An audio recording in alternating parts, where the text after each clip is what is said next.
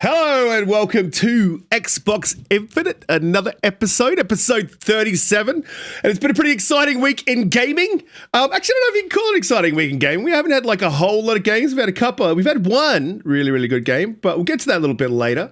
Welcome to the guys in the chat. You guys are absolutely amazing. We've been checking it out, watching you guys talking in there, and we see you all. Guys are awesome. You power the show every week, and we really appreciate you guys coming along and saying good day. Today we have an awesome special guest in Mr. Ham Solo himself. Man, how you doing? Welcome to the show. How's your week been? What have you been playing? What have you been up to? Hello, panel. Hello, chat.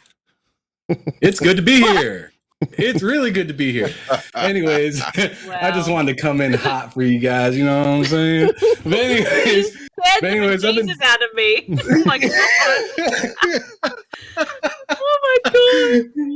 Yeah. Well, anyways, competition on here with the deep voice. All right, here we go. Yeah. Well, I'm here to let you know there ain't no competition. But anyways, it's been fantastic. I'm really happy to be part of the show. It's been a crazy week for podcasting for me, all over the place, getting ready for things coming up. I actually had DoomCutie on my show this last Tuesday, Behind Them Sticks. It was really good show.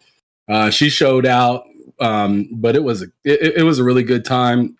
But as for games I've been playing lately, I've been hopping back into my retro setup. So I've been playing like my Sega Saturn. I have Blazing Heroes on there. I've been playing NBA Showtime on my 64, NCAA 06 on my PS2, Blitz the League on my Xbox. And then as for like the newer consoles, I haven't really touched my PS5 in like a week and a half.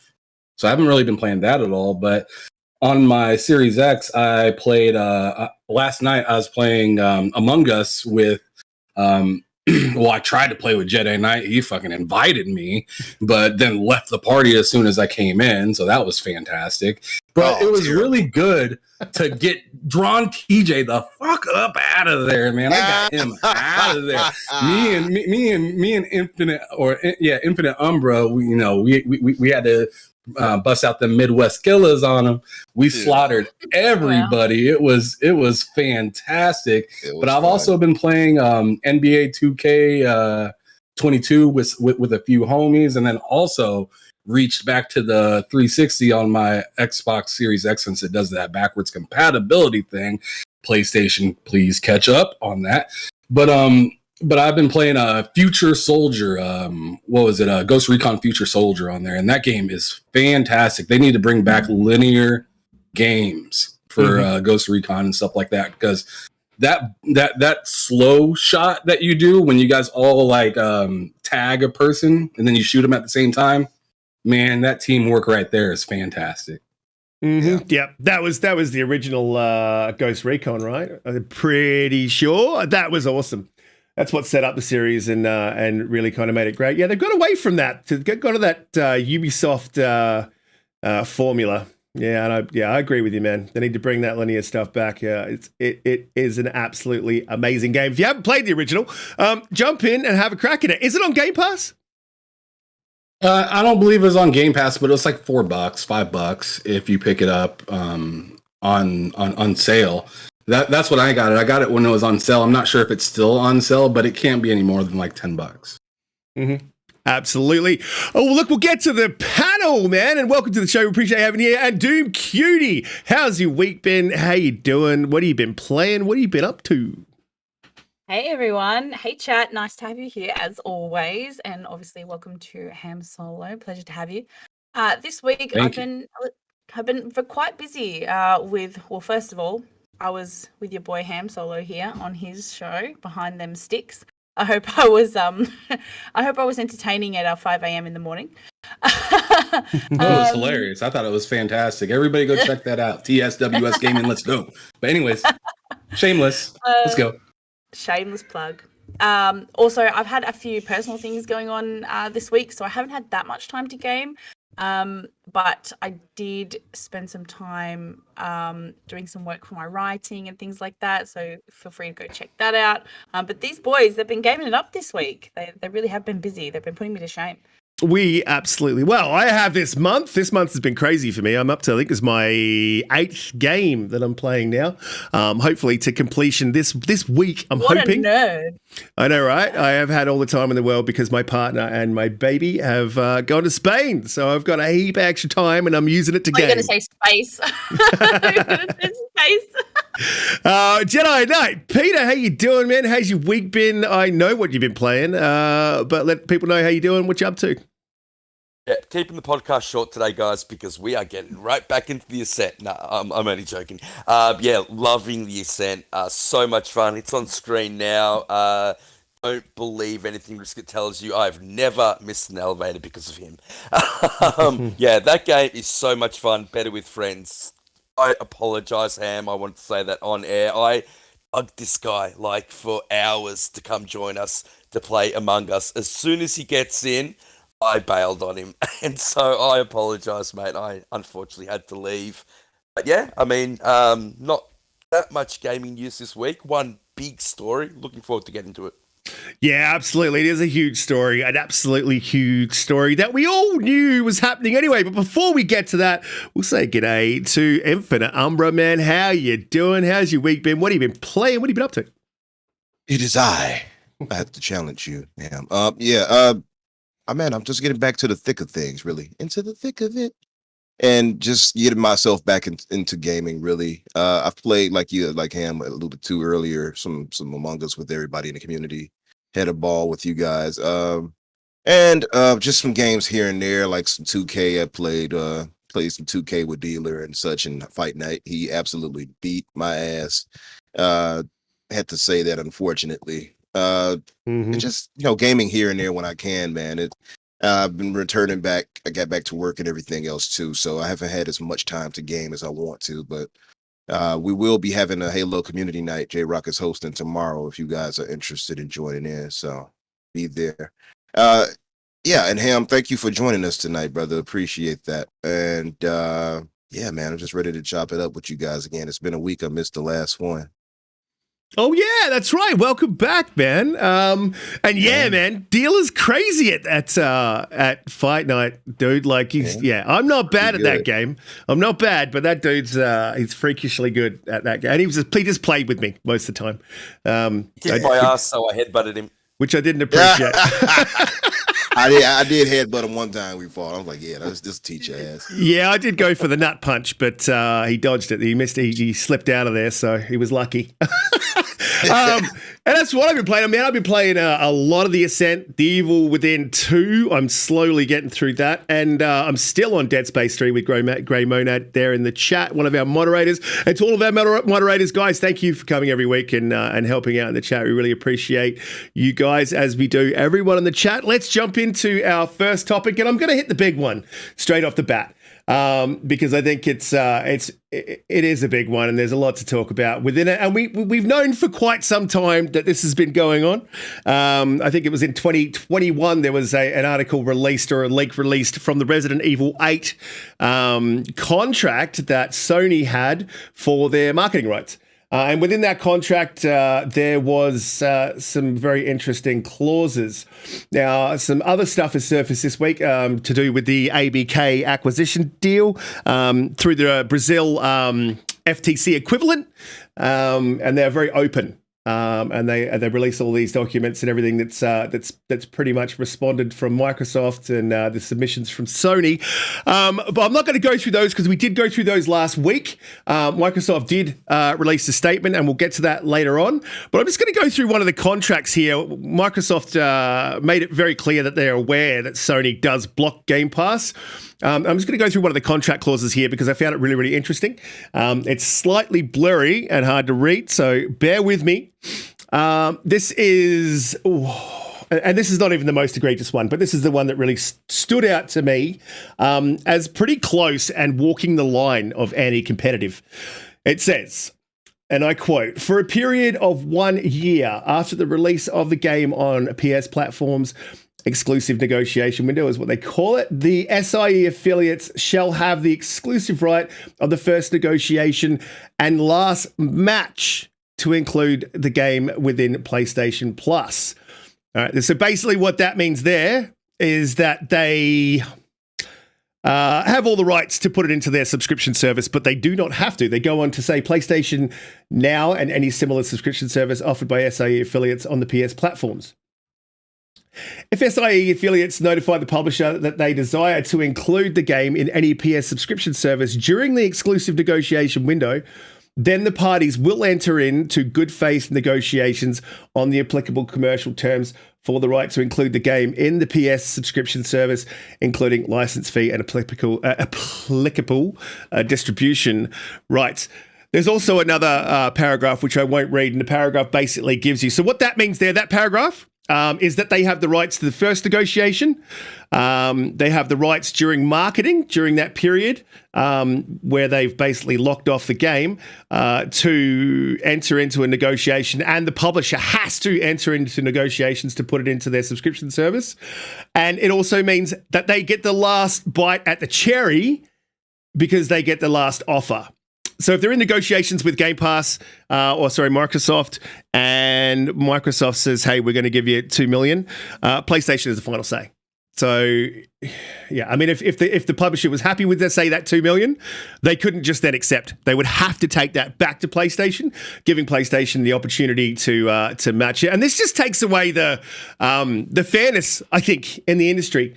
And they're also in the other paragraph, which we'll get to. I just want to talk about this for a little bit. It's clearly blocking it from Game Pass, which to me is anti-consumer. I think this really walks a line. It walks that non-compete line. Now, I'm pretty sure it's not illegal because if it were, I imagine, and I'm not a lawyer, so I mean, I can't dig through a contract and decide whether something's illegal or not, but I'm pretty sure that Microsoft's lawyers would have jumped in at some point and taken them to task on it. So I imagine it's not illegal, but it looks to me very much like it's walking that line of non-compete. And at the end of the day, it's not good for gamers. This is really not a good thing for the gaming industry, and I don't want it to become a standard. I would feel the same way if Microsoft did it, and I just definitely do not want this happening within the industry. But here it is. This is what's going on. Look, Pete, I'll go to you just first off because I know we had a big long conversation on this last night. Look, how do you feel about finding out that this is actual fact, not just a rumor, that PlayStation is blocking titles from coming to Game Pass? Yeah, honestly, I hate it. I absolutely hate it. I hate money-hatting things. And it seems that the community just allows Sony to get away with it. Remember the absolute controversy that Xbox copped from within the community when they money-hatted Tomb Raider? The community were up in arms saying, how could they do this? Now we find out in the background that this is common practice for Sony. They don't want to compete against Game Pass. They're trying to block like any game going into Game Pass. I think the first I heard about it was Resident Evil Village, that they changed the contract so that game specifically couldn't get into Game Pass. And then recently we were talking about it on the podcast. We were talking about how later this year, I think it was after the Starfield delay, that it was very thin on the ground that games are coming out. So why not get Saints Row or Gotham Knights into Game Pass? I believe Gotham Knights was also money-hatted and stopped from going into Game Pass. That's just a rumor at this time. But yeah, I cannot stand this practice. I think, and we talked about this last night, and although it is a common practice, the extent of it now is getting a little bit beyond a joke. Sony don't want to compete one-for-one with Microsoft on Game Pass. They want to keep the pay-to-play model happening. And in order to stop the juggernaut, which is Game Pass, I mean, and it is so consumer-friendly. It's the best... it's the best thing that's come in gaming. I think it's a revolution, not an evolution.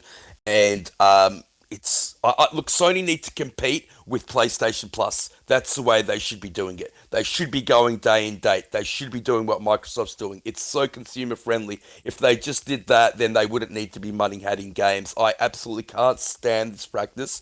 But I'm really interested to get Umbra's take on this because he's generally brilliant at dissecting these things. Well, now ask away. No, yeah, I feel largely the same way you do about it, brother. And I mean, we all knew that PlayStation was a little, I guess worried would be the term people would try to, kind of sugarcoat it with. But let's just be real. They're afraid of Game Pass. And before, when it came out, I believe, 2017 for Game Pass when it launched? Yeah, it was a fledgling little thing. Nobody cared at that point. Nobody, at least as competition. Sony didn't have this fear for it then, but it's become a juggernaut. It's like you said, Pete, it's become a revolution at this point. So now that it's doing what it's doing, and now that they have all these viable mega franchises that are going to be under their belt, Sony does not like the idea of having to compete under that model. They want the classic, physical or whatever, or actual purchase model to go their way, because that's what's been working for them for so long. And they know now that it's not a value proposition on their end. They can't justify it with, oh, but these games are really good, when Microsoft is going to have quality and quantity as well inside of Game Pass. So they have no new narratives they can really run with outside of Microsoft and studios completely dropping the ball and giving us trash games, right? It's just not going to happen, though. It's just not going to be the case where all these games are going to be garbage. It's just not going to happen. Call of Duty is still going to be Call of Duty, still going to bring in billions that it brings in. You're still going to do the same with World of Warcraft. You're still going to do the same with all these other first-party releases. Game Pass at this point is going to be unstoppable as long as Microsoft, is behind them and funding them the way that they are. Well, according to a few on Twitter, though, Microsoft is apparently broke or going broke, and that's why they have Game Pass going. I don't know how that math works in their head, and really buying yeah. I'll have to share it to you so you can see it. But wow. What new narratives will these guys come up with next? But yeah, anything to try to stem off the tide of Xbox, I guess. But it's dirty to me to see, and I shared this for us when we, for the topic for us to speak on. It's really dirty to me to see Sony pull something like that.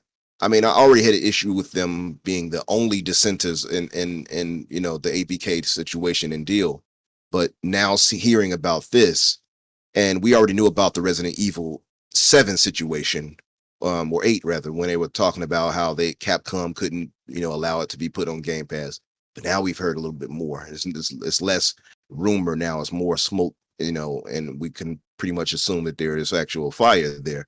And it's pretty dirty to look at this and think that Sony is, not only do they money hat studios, as I call them, but not only do they money hat, but now they're practicing, having these studios tell them what Microsoft is offering to de facto try to keep it away from Game Pass. I think it's just dirty.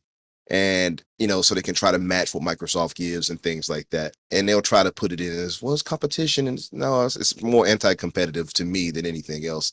I just find it dirty. And I think, kind of like Risk alluded to, is like it feels a little illegal, right?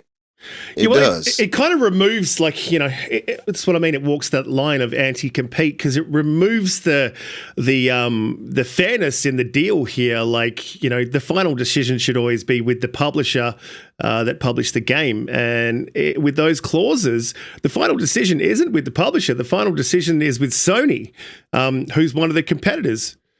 So that to me is anti-competition. I'm not a lawyer, but it seems anti-competitive. And I can understand how Pete was saying last night that he thinks that it's possible that this could be, looked at by the FTC or litigated at some point. I mean, I still have the opinion that if it could be, I'm sure that Microsoft would have stepped in with their lawyers and done something about it. That could be wrong, but look, I'll go to Ham Solo, man. You've obviously seen this in obviously cracking off on Twitter, and you probably talked about it, I would imagine. What's your thoughts on this? Do you think that this is something that you want to see happening in the industry going forward, or would you like to see Sony actually pull their finger out and start competing with Game Pass instead of trying to shut it down?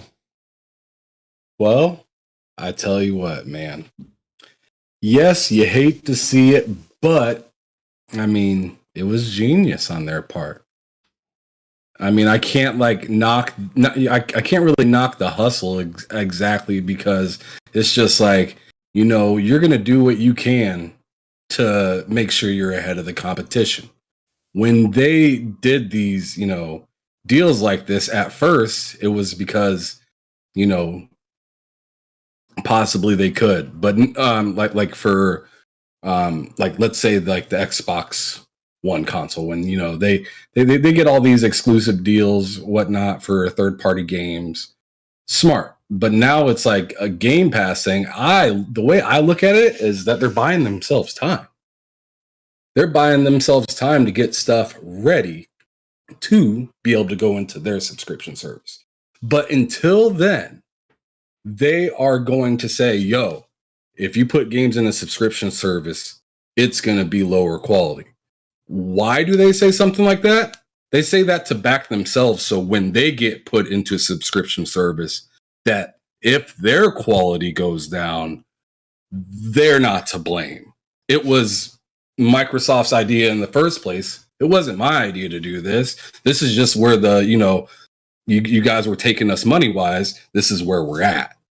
So it kind of puts like less of a blame on them in the long term. It helps them catch up, as I said before. And like, I mean, you got to look at it from a business aspect and not a your friend aspect. And these businesses, yeah, they have these leaders that will talk amongst each other and look friendly, but, you know, they're rivals. You know, they're Texas, Oklahoma, you know, Ohio State, Michigan. You know, they are straight up rivals right now. So they're going to do whatever it takes. Oh, I got a little bit of information on this person. You know what I'm saying? Oh, I transferred to this school from that school. We're going to try to dissect you, figure you out, and push it forward. So, I mean, I get where I'm sorry, what's from. up? I get where you're coming from, but also it's so predatory. I think you can see that, right? It may be predatory, but like, you know, desperate times sometimes equal desperate measures. Sony. You know, this is not a tiny little company. This is Sony. Like, it's not a tiny little company, but these are still people that run the company.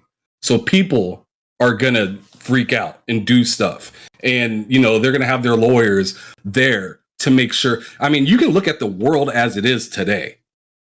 You're not gonna tell me that, like, oh man, each case that goes through is totally legit, or each thing that gets passed or signed the dotted line on is totally legit. Yeah, but this is exactly what we're talking about.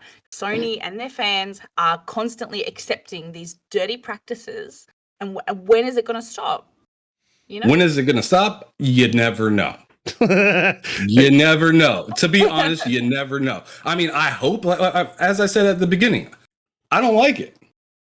Yeah. You know, because I'd rather play my game, especially if it's third party. If we found out if Xbox was doing this, we would be up in arms. There'd be people like burning their Xboxes. They'd be like, honestly, like people would be so mad. And yet, here we are. Like I said to me, with the Tomb Raider thing, totally different. With the way the community, and not only the community, the media. Yeah. IGN, GameSpot, all of them hating on Xbox. Where are those articles saying that this is anti-consumer? Yeah. Where are the articles saying this is anti-competitive? Yeah, and that's what I hate. The double standards is just stark. I get what I get what Ham's saying, and he's right. Don't hate the player, hate the game, but the game's rigged at the moment.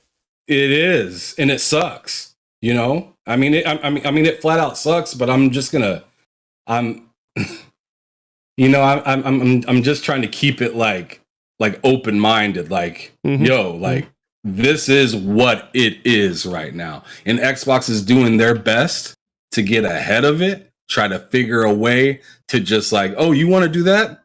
All right, Activision. You're gonna make that game. Oh, you're gonna take it from under me. Oh, okay, Bethesda. What do you want to take away from me now? Like, that's what they're essentially doing. What are you going to try to take away from me now? Because I mean, you guys can have Square Enix. Y'all been cool with Final Fantasy forever now, right? And you guys have been real hit and miss with us. So we're already looking at Square Enix like they're suspect, right? We're already looking at them like, yeah, I don't know about y'all. Y'all a little wild. But the thing is, it puts Microsoft in an awkward position because, like, in order to actually deal with, and actually get games on Game Pass, they have to own the whole bloody company. And it's like, then it seems like that they're trying to dominate, where actually their hands are tied. They can only do so much in these deals. Yeah, it does. It kind of does bring up a question of what does Microsoft do this in the background? And just from the way that they were speaking to, I believe it's called CADE, which is the FTC equivalent in Brazil. It doesn't seem like they are. It doesn't seem like it's a tactic that they want to engage in. And as you guys both, as you said, you, DoomCutie, and Pete both said, like, if they were engaging this sort of thing and it came out, it would be the most egregious thing. And this is the thing about the media where I'm going to 110% agree. This has been reported on the media. Absolutely, it has. However, it has been reported as news and not as opinion pieces. And you can guarantee 100% that if this was Microsoft, they would be releasing opinion pieces about how this is egregious, it shouldn't be happening. Microsoft's a bully, without a doubt, so on and so forth. Yeah, 110%. Well, we all know that Sony is the darling of gaming kind of right now. Like they oh my goodness. Oh good Lord, DoomCutie. You hit me with the puzzle right there that I couldn't figure out. But darling. But they are the darling of them, and like Nintendo's damn near like, that old wise grandfather that just knows it all and just can't be stopped. You know what I mean? Like, people are just going to defend Sony just because of their history. And yeah, Microsoft has history, but they have some pretty rough edges with, business practices that they've had in the past. Okay, so I'll ask you this then, Ham. I'll ask you this then, bro. Sony, look, I can understand publishers and gaming developers going to Sony because they were just so dominant last generation. So when Sony come to them and say, hey, look, we really don't want this to be on Game Pass, and we'll pay you for that privilege for it not to go on Game Pass. And they've earned that goodwill, no doubt about it. These developers, these publishers made a fortune out of the PlayStation Network last generation, in the PS4 generation, where, the difference between consoles was stark. Now that Xbox and Microsoft are closing the gap in terms of units sold, do these companies that were willing to give Sony this leeway because they made so much money off them last generation, how long does that goodwill last? Because now that the numbers are getting closer, they're seeing that they're alienating themselves not only from selling their game on a console, but also getting into a good relationship with Xbox, who seem to be firing on all cylinders and closing that gap substantially. Do you think that publishers will say, well, no, hang on, we don't want to do that anymore because we don't want to upset Xbox for, our future relationship to flurry? Or do you think that Sony is just so well loved, like you said, that darling, that, they basically do whatever they want? I mean, Twitter answers that question. Yeah. Yeah. I mean, I don't really have to say a whole lot. Twitter answers that question. There are people that are so willing to like, and you can say it on like some of the Xbox side, but like, it's just like, dude, Sony is just like, Dude, I get so disappointed in what I see posted by people from Sony on the Sony end on Twitter. It's just like, dude, what are you talking about? Or like, why? Or just some of the basic comparisons. Like, it's Like people defend Sony like they are like their lives are on the line and they gotta make ends meet for Sony or else they're just like it's weird. Crazy. I get that. It is literally insane. So that's why I'm saying I get the you don't have to look out too their far. hand, but what about the publishers? What about the actual people that have a vested financial? Like Twitter, you're not going to think that they're not involved in some of this craziness going on Twitter and stuff like that. You're going to think that that there aren't developers. I mean, I just had whatchamacallit. I just had what's his name, Deli on my podcast, right? Yep. Not that long ago, and he said like straight up like. During one game when he was at a certain company, I'm not going to throw it out there exactly, but tell him, yo, we don't want that character to look so urban.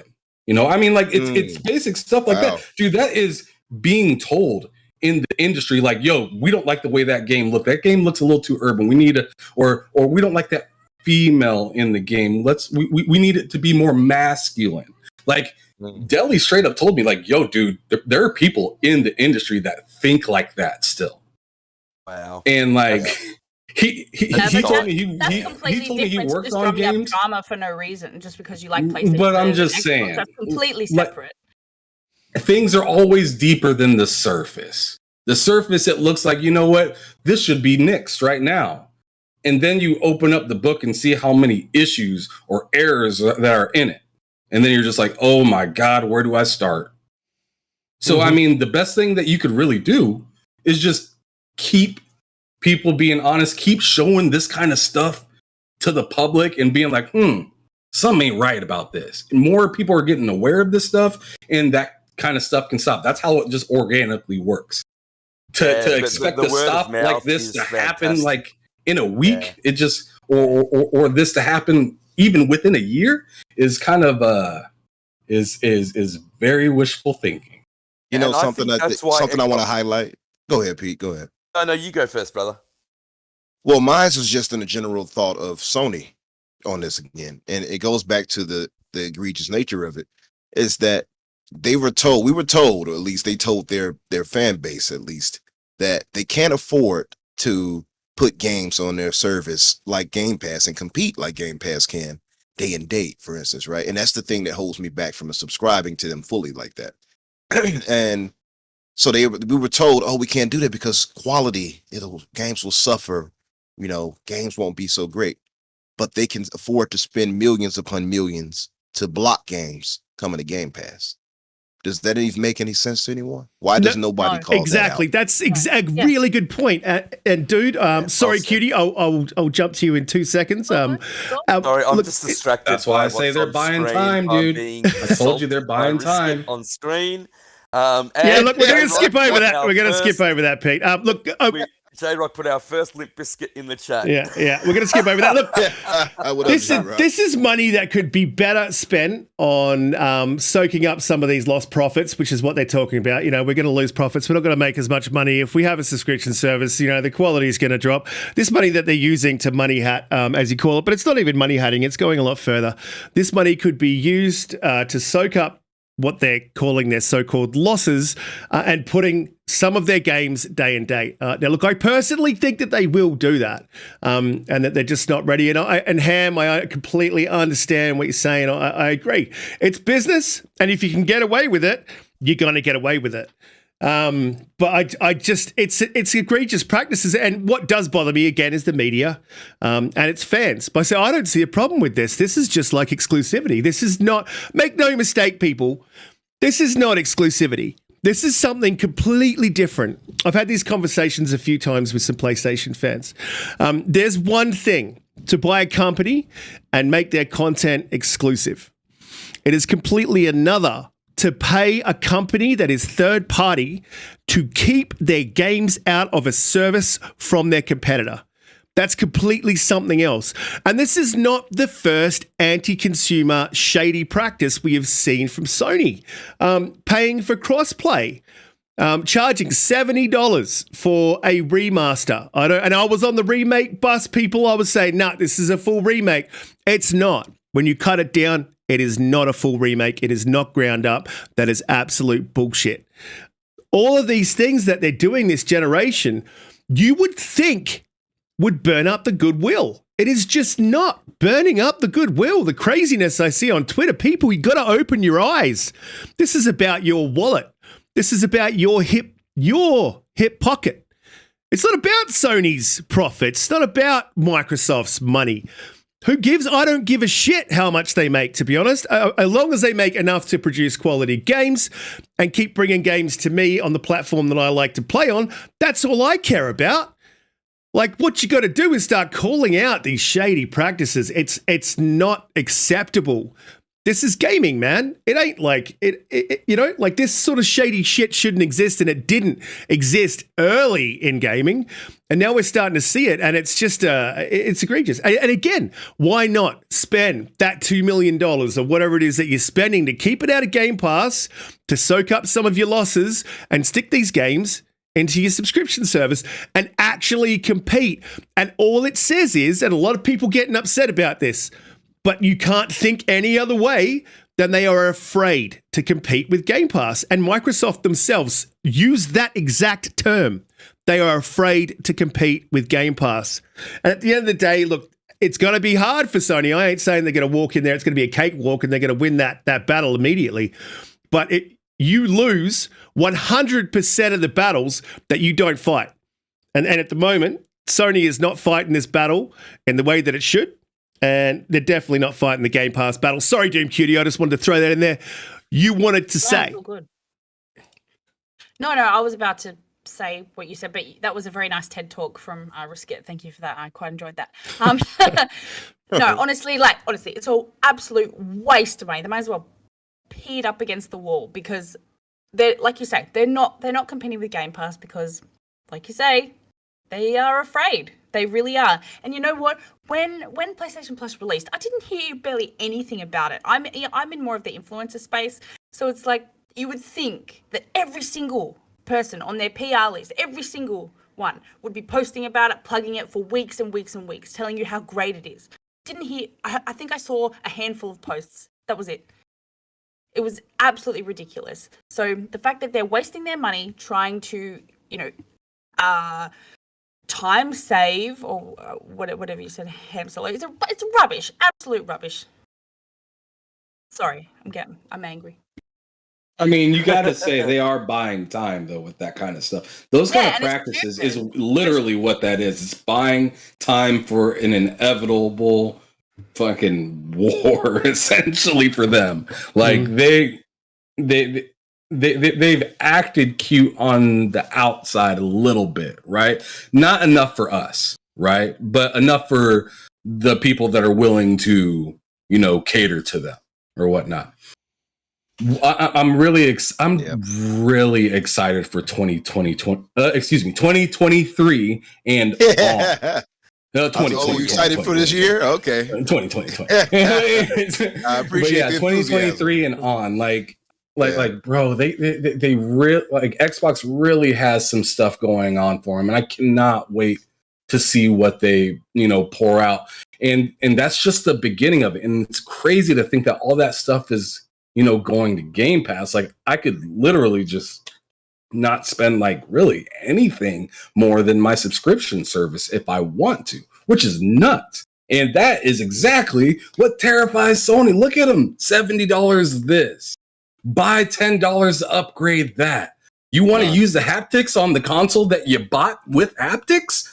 Pay us. Like it doesn't make sense when you look at it, from a broad eye view. Like you look at it all and you're like, what the fuck is this? And that's exactly what I mean, Ham. Like when I'm talking about the goodwill. Now you're talking about the goodwill on Twitter, and I get it. Like there are people that bleed blue for Sony. It doesn't matter what they do. It doesn't matter what they say. These people will support them till they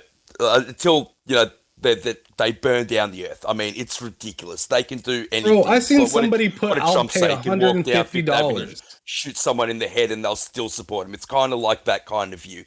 But and I wanted to ask Umbra, when will the goodwill stop from the actual publishers? Because they are seeing people that games are being incredibly successful in Game Pass, where they're getting that player base, and player base when it comes to games like Fortnite and these free-to-play games is everything.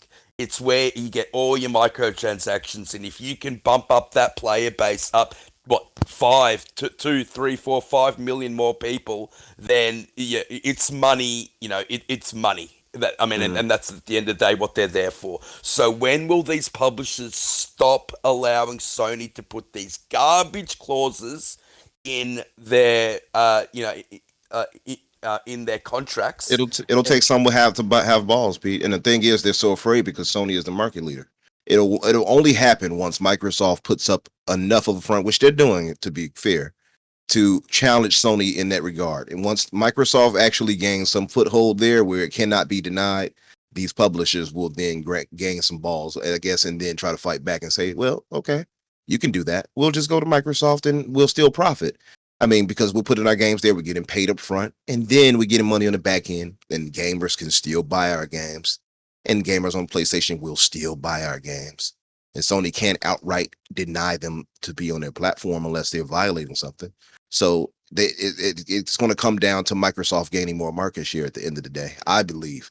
And just to say, Sony is more like the Goodfellas of gaming in a way. Oh, you want this next gen patch? F you, pay me. Oh, you want this PlayStation 4 Dual Shock controller to work? F you, pay me. Get the DualSense. It's all these different things where you're forced to pay something. You know what? Whereas Microsoft is all value. It's a good example. Yep. You know what's interesting? There was fights on Twitter about that as well, and it was like, at least we don't use batteries. We don't have to put batteries in the back of our controllers, and that was like the rebuttal to that. And I was like, ooh, what the hell? Wow, I'm so scared. What the hell? Honestly, it's ridiculous. Yeah. These guys fear nothing but AA. They don't fear higher prices on their end, just AA batteries, apparently. And we've talked about this on the podcast quite a bit, where I don't think Microsoft is marketing Game Pass as much as it should. And it's Risker's point as well. Yes, the word of mouth is fantastic. And I think that goes back to Ham's point as well, that, it is changing, but it's slowly changing. But word of mouth is getting around there about how consumer-friendly Xbox has become. But don't you think that Microsoft needs to be pushing out this narrative a lot more? The media does seem against them, but I mean, why is that? Like, are Sony paying more for marketing in the background? I believe they are. Yeah. Yep. I would agree with 100% believe with that. And I think, that I think they're probably, from what I can see, they seem to be more older, if that makes sense, or like almost like more experienced. And I say that with definitely 20 years. No, definitely more experienced. And I think that reputation is the thing that they're riding in regards to media and their deals. So I don't know how long that will last. To add I think to it's that, a bit of money heading when it comes to that too. They buy ad revenue shares to these places, and these places are a little afraid of losing that too. I think IGN is a prime spot for that. To add to what you guys said, I think it's a little bit of fear, guys, and I think this is a known factor. Like we've seen media outlets that review Sony's games poorly be blacklisted from getting early copies, and we've seen that Sony aren't afraid to be extremely aggressive, and this kind of brings me to it's actually, a lot of people have said this is quite an aggressive move from Microsoft, but you got to look at what's on the line here. Like this is big. This is $63 million deal, $67 billion deal on the line here, with a $3 billion on the table if it goes south. So, of course they're going to be aggressive. And look, I would like to see Microsoft be more aggressive more often. I think it's what's needed. I think, to be honest, I think that Microsoft needs to start putting Sony in its place. They are the market leader, but they don't have the kind of money that Microsoft can throw around. And look, I really do believe that Microsoft has been throwing it out there to Sony. Listen, we'll play nice. if you play nice, we'll play nice. But I think this is a bit of a signal to Sony that, all right, listen, if you guys want to play like this, we're going to play like this. And I can tell you one thing right now, Microsoft is going to win this battle in the end. There's no way, there's no scenario in which Sony comes out of this the winner. They just don't have the money for it. So Sony needs to start just slowly looking to, and they have. I think they've jumped. I think they finally jumped. It's taken them a while to jump, and I agree with you, Ham. You're absolutely right. These moves seem to be buying them time, but this is buying time. It's costing you money. You could be putting that money into your subscription service. And Absolutely. People will come. People will come. And that's the thing I said. And that's why I said it's like they'll do this whole thing where they argue and much to the idiots who will defend it on the Sony side of things, the PlayStation fanboys who will sit there and take it hook and line and sinker. Well, of course they can't afford to put their games in there. It'll diminish the quality. Sony said so. It must be true. But they can afford to block, games coming to Game Pass instead of actually putting that money toward, first party development and things of that nature, or putting games day and date. And they'll take it hook, line, and sinker and run with it and defend it until death. It is weird. But I'll say this as well. I think part of the issue with Microsoft not fighting back, as you said, and as Pete was pointing out, Risk, is part of the issue. And where even what Cutie was alluding to, where Sony is seems more seasoned when it comes to that. They are. Sony is clearly more combative when it comes to how they approach things in the media when it comes to Microsoft. Microsoft, for a long time, outside of when Peter Moore, pushed console warring a bit when he was head of Xbox, Microsoft has played the goody two-shoe role a little bit. And that's why people were complaining before, like, no more Mr. Nice Guy Xbox. Do this, do that. Stop trying to be nice to Sony, right? Stop trying to cater to their fans in some way. And, well, we're going to put our games there. That's why Microsoft started to get that negative feedback. Yeah, that harder edge as well. Yeah. But it took Microsoft's or Xbox's legal team to basically destroy the Sony narrative. It wasn't Phil Spencer, it wasn't Sarah Bond. It was Microsoft's legal team that really dropped the hammer down on Sony. That's true. It took the legal sharks to come in and like, enough of this. We've heard one too many lawyer jokes. But yeah, so they jumped in and said what they had to say. You're right. But I think that Microsoft or Phil and team need to embrace that too. I know Phil has a more nice guy approach. I can only imagine how he is behind the scenes. It'd be hilarious if he was like, where the F are these games? What the F is going on with all these delays? Can you imagine that? I think Phil does kick a little bit of ass in the back. I bet he does. CGI trailer? Nice Get the hell out of here. Hey, you know what they say, though? Like, the nicest people can be some of the craziest people. Yeah. So, like, maybe, right now, go ahead. No, maybe after they acquire Activision, we might get to see that side. Savage Phil Spencer knocking coffees off tables, man, slapping people. The hell is this? Like Wolf of Wall Street up in there. I don't know. throwing. In Phil we trust. Right. What do you call him? Welcome to Daryl Gallagher. Didn't Didn't you say this was quadruple A? Gladiator will come out of that, man. Guys, I'm not going to move on from this right now, but what I am going to say is that everyone in the chat, you guys are absolutely amazing.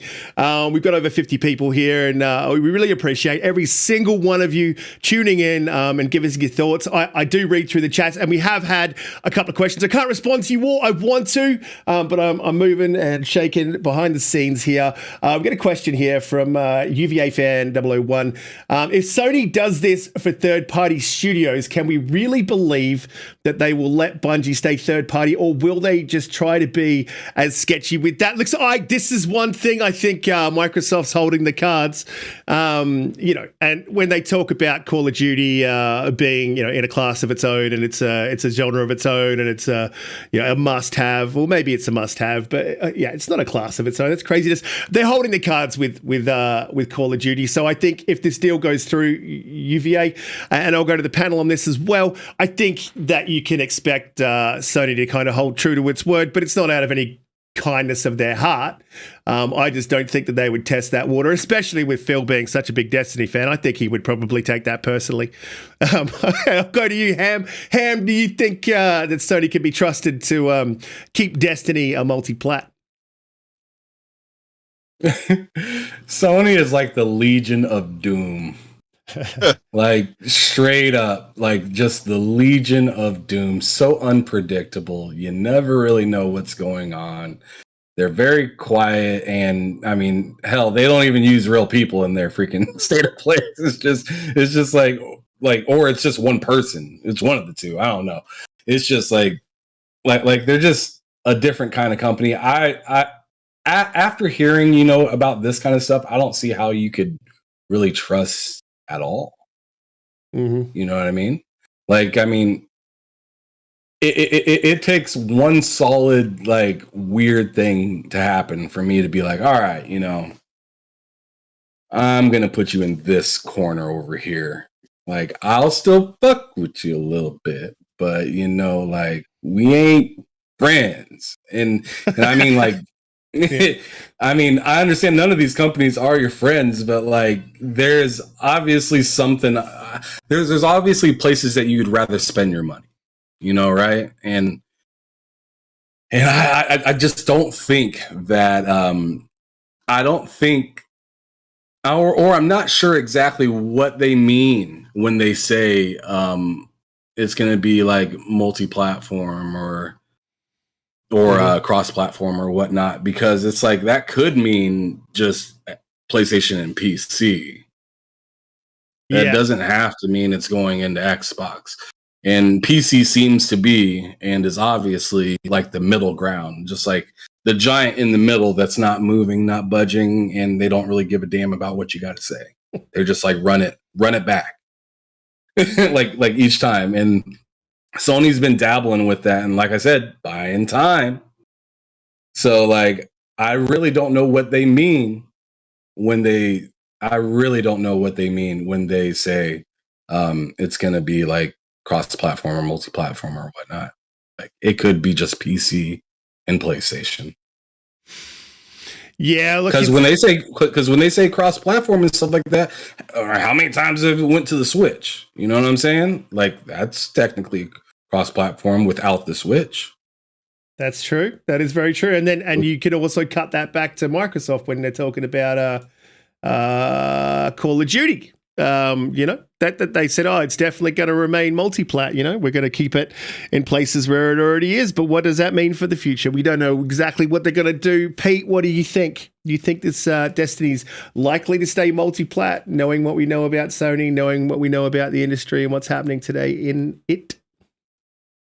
Yes, I do. I think it'll remain multi-platform just because I don't think Bungie would have cut a deal if it wasn't going to remain multi-platform. And everything we've heard that they are going to remain basically independent.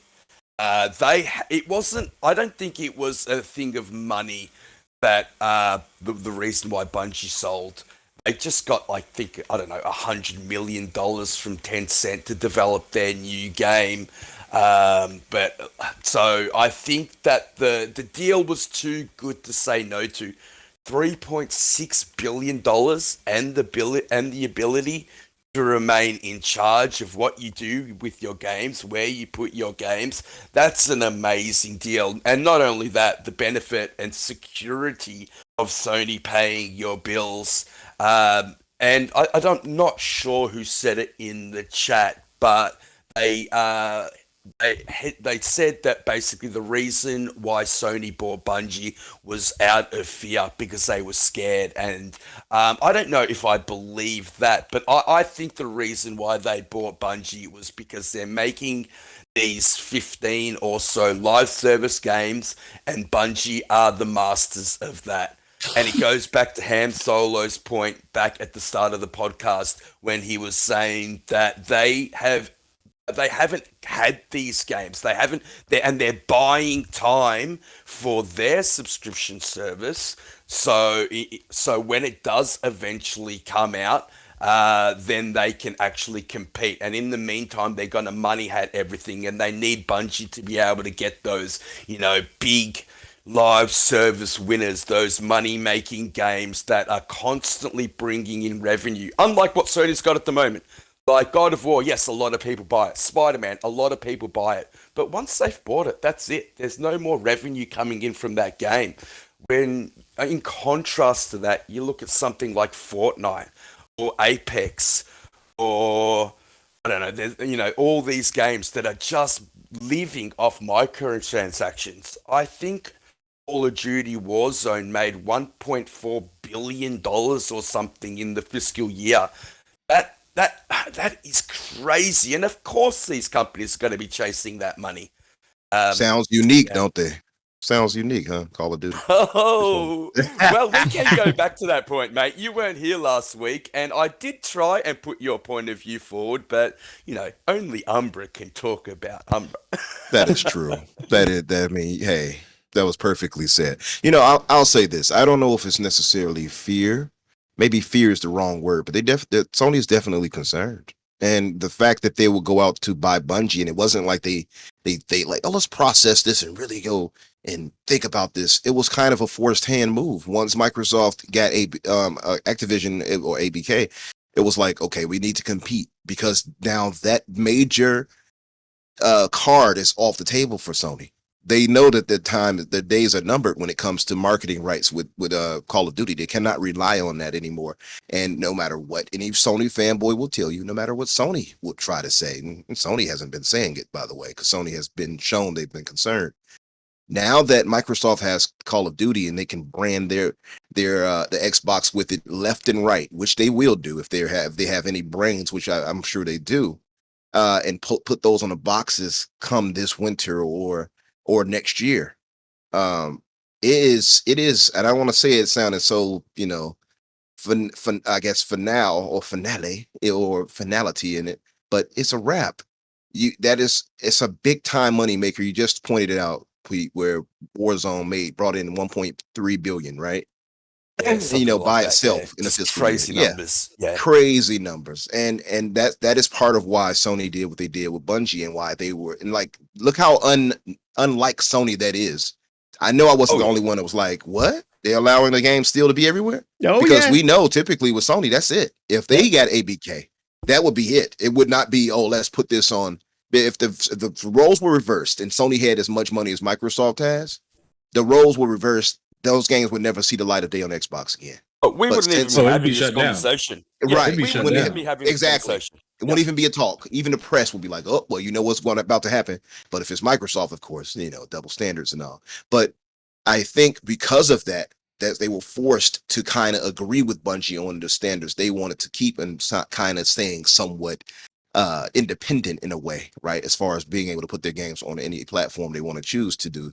And now that they have, like you yourself and J-Rock pointed out earlier, now they have 10 live service games in development.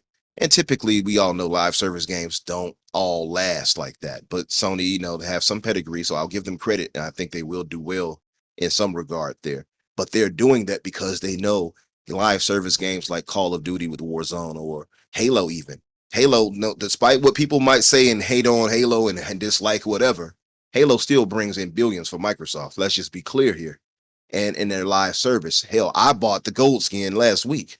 Or was it this week? I forgot, but I bought it. Yeah, it was this week. Yeah, but it looks good. It does. It does. I'm sorry. I tried. I was like, you know what? Can get it. Okay, yeah. Let me get more hit.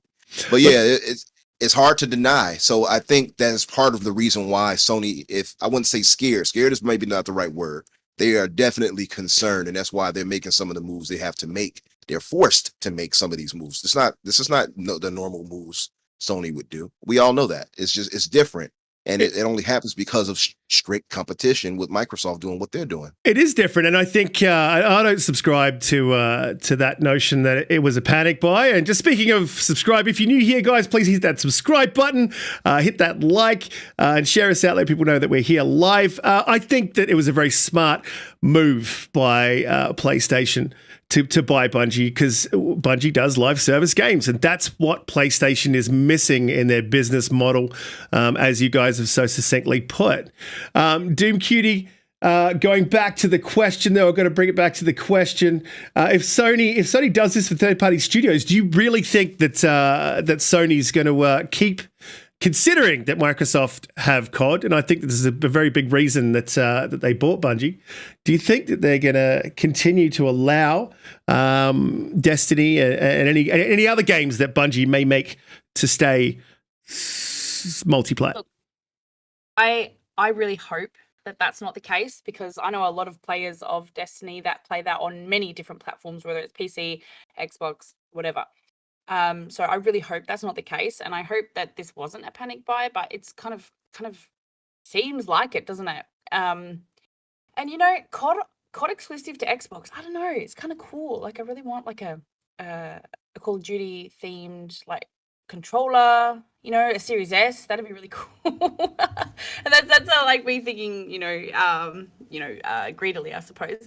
But yeah, I mean, look, when games become not multi-plat, I think it sort of it lets people down, you know, because there aren't many people who can afford. Not everyone can afford every single console, you know, and I think it's sad to cut people out. So I really hope that's not the case, but I mean, only time will tell, right? Yeah. Look, I personally don't think that they're going to do that. I think if Microsoft, I think it's like holding a loaded gun. I think if Microsoft moves to make COD exclusive, I think then you'll see PlayStation make a move to make Destiny exclusive. I don't think Microsoft will do that, but I think Xbox has to be the one to first move on that before PlayStation does anything. Even knowing what we know about PlayStation, look, there is one other question that we had, but look, does anyone moderators attack? Does anyone want to add? Anyone want to add anything to do with Sony's? Money hatting. I don't really think of it as money hatting, but Sony's shady contract practices. I'll just add one last thing. I want everyone to know that were this Microsoft, were this Xbox, I would feel the same damn way about this. This is not ethical. I don't see this as an ethical way to act as a business. I know it's a business and you got to make money, but you should be making money by trying to grow your business instead of making money by, trying to stop the growth of another competitor. That's not how I would behave in business. Maybe that's why I'd never be successful. I don't know. It is very extremely cutthroat. And look, just Ham, final thoughts on this contract. Shadiness. I guess if you want my final thoughts, it's just like, man, good luck. That's my final thought. Good luck. Odds be ever in your favor. Yeah, pretty much, because it's just like, I mean, winter's coming. I love it. That is a great way to sum up. I'm not even going to go to anyone else in the panel. That's like the best way to sum this up. I think Sony better tighten themselves up, because I don't think Xbox is going to forget this. And I think they're coming out swinging this generation. If you've just joined us, please remembers. Please hit that like button, hit that subscribe button, share us out. We go live every week at 8 p.m. US Eastern Standard Time. Look, we'll move on to our next topic, and the topic is. Okay. Look, we've got a question in the chat. I'll just jump on that. Serious question. How many years will Sony own Bungie? Bungie has a way of doing whatever they want. Yeah, and they signed the deal, guest.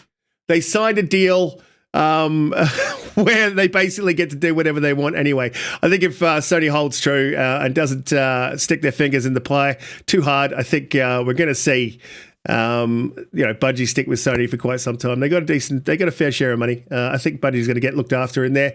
And I think their independence is important. Question. Mm-hmm. That's an interesting question, as guest asked, because I thought that too. I'm like, I wonder what Sony will do, Bungie will do to kind of wiggle out of that deal or something somehow. And we don't probably know all the details to that contract. Maybe it's after 10 years, they can go for independence again. Maybe that'll be the thing that they'll do. But we'll see. We will. And look, Bungie does have a bit of a penchant and a talent for wiggling out of contracts. We've seen it, twice now? So I wouldn't be surprised if it happened the third time. Moving on to delays. My God, have we had some delays in 2022? It is absolute craziness. So this week alone, since our last podcast, we have had Hogwarts, Marvel Sons, and Arc Raiders delayed. This is getting out of control, and it raises many other questions that we have covered before, but we're going to cover them again because this keeps happening. I love this part where I trapped Pete and Wolf up there and they couldn't go anywhere. It was as funny as hell. Sorry, back to delays. This is what we've had this year. This is what we've seen. And this is not all of them, but this is probably the big ones that you will have noticed, remembered, and maybe a couple that you haven't. So Warhammer, that was delayed. Starfield, Redfall, obviously. Forspoken, Stalker, Suicide Squad, Exomecha, Witcher 3, the next gen patch. That's not a game, obviously. It is a patch, but I mean, that was delayed. Breath of the Wild, the day before, replaced Star Wars Hunters, Avatar, Gollum. And there is more. There is more, and including obviously Hogwarts, Marvel Sons, and Arc Raiders. I guess my question is what's next? Are we going to end up with any games? Like look, and here's another. I'm not saying that this is going to happen, but I find it pretty odd that we've got an announced date for God of War and we haven't seen a state of play for it yet. We have seen gameplay, so I'm not going to say, hey, we've seen. We haven't seen gameplay because we saw gameplay really early. I believe it was in 2021. But since then, we haven't seen much. And it ain't hard to rip a vertical slice out of a game that small, to be honest, and create a trailer. I mean, yeah, I'm not a developer, but I imagine it wouldn't take you more than a couple of months to put that together. So what's next for delays, and what are developers going to be doing in 2023, man? Like it is extremely stark and noticeable that no developers, when they delay, especially in this back end or coming into the back end of 2022, they haven't been putting dates. They're just like 2023 because no one knows where anything is going to drop. DoomCutie. When we had the developer on here the previous week, when they do reach those checkpoints, they check in on the health of the game. If it's not looking like it's being set to be on time and it's not reaching those targets during when they reach those checkpoints, then they are going to push it back. I don't think anything is safe ever from a delay. And I think delays can only be a good thing rather than being rushed. We've seen that with many games in the past. I will say though, there was an article put out by George Foster about why some games are being delayed simply because God of War Ragnarok is releasing in November. Now, I don't know if games don't want to compete with God of War, very similar to how Elden Ring was released, and some games, especially Horizon, that game tanked because of it releasing in the same month. So it could be strategical. I am very, very sad about Hogwarts Legacy being delayed. I was hoping to get to play that over the Christmas holidays, since that's my biggest chunk of gaming time. However, that won't be the case now with its new date in February. So yeah, it's disappointing for lots of people, but unfortunately, it's just part of the business. It is part of the business, and delays are never bad. I mean, they suck, but I would 110%, Dealer says it all the time, I 110% agree with that. I would rather see a game delayed than see it released buggy, and I'll reference the Ascent here. This game was absolutely amazing. Like, I'm loving this game. But when it was released, I tried to do the first main mission, and it bugged out. Couldn't do the mission, and I couldn't progress in the story, couldn't progress in the game, and so I put it down. And I mean, when was this released? Like late 2020, early 2021. I haven't picked it up since, and it's kind of just a lucky thing that 2022 has been so quiet, because I likely would never have played this game again had some of the games that were slated for released. And so it can kill a game if you release it buggy. Absolutely kill a game. And yeah, I just can't see how, delays are a bad thing. I think it's a great thing if I get a completely finished game. Ham Solo, is there anything that's that stands out to you? I'd say there'd be more than one that stands out to you that you're really hoping would come in 2022, but has been delayed to 2023. And do you think we'll see God of War Ragnarok release on its slated date? Well, I mean, I think the most obvious one is probably Starfield. I mean, I was really looking forward to playing Starfield. That looks like a good game, but it was kind of also not looking great during the demo when you kind of broke it down and looked at it. During the actual show itself, I was like, man, this is amazing. And then, I watched it a couple more times and I was like, oh, this is still really amazing and very impressive, but it could bake for a little bit longer. That'd be fine.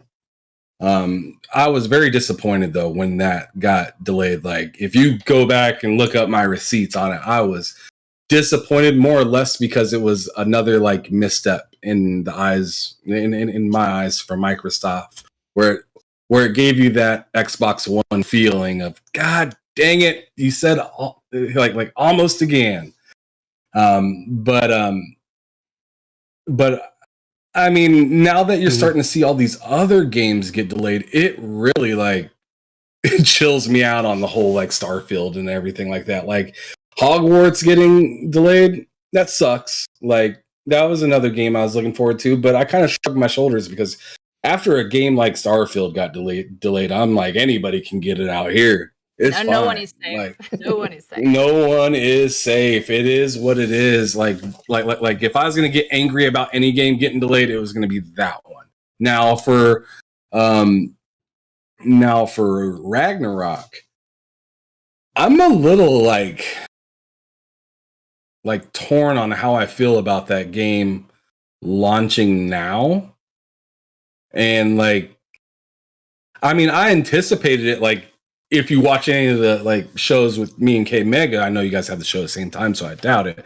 But if you ever caught me on there, I was the one saying it's coming out this year, and K Mega said no, it doesn't make any sense. During the holiday season, people are looking for deals. A lot of you can get 2 games for the price of one, pretty much like that, and that's where the casual audience is going to run. And to me, that made a lot of sense. But to me, I was just thinking, you know what? Sony might be chasing that game of the year hard, hard, and they just need. I don't know why, but they just need to get that game out just in time to be able to be at the awards and stuff like that to get rated and whatnot. So, I mean, I think it's going to be out in the time that they said it's going to be out, but to me, I'm kind of I probably shouldn't, because this, I mean, God of War 2018 was fantastic, but I'm kind of worried about how stable this game's going to be on the way out the door. Because just a little bit ago, you guys were talking about games coming out half baked or not completely done. So I'm a little interested to see if this game does come out like I think it will come out this year.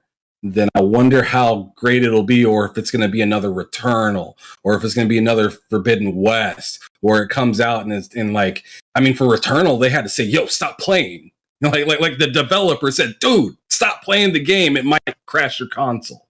So I mean, that's kind of a trend right now for Sony a little bit with their releases. Is dude, how safe is this game?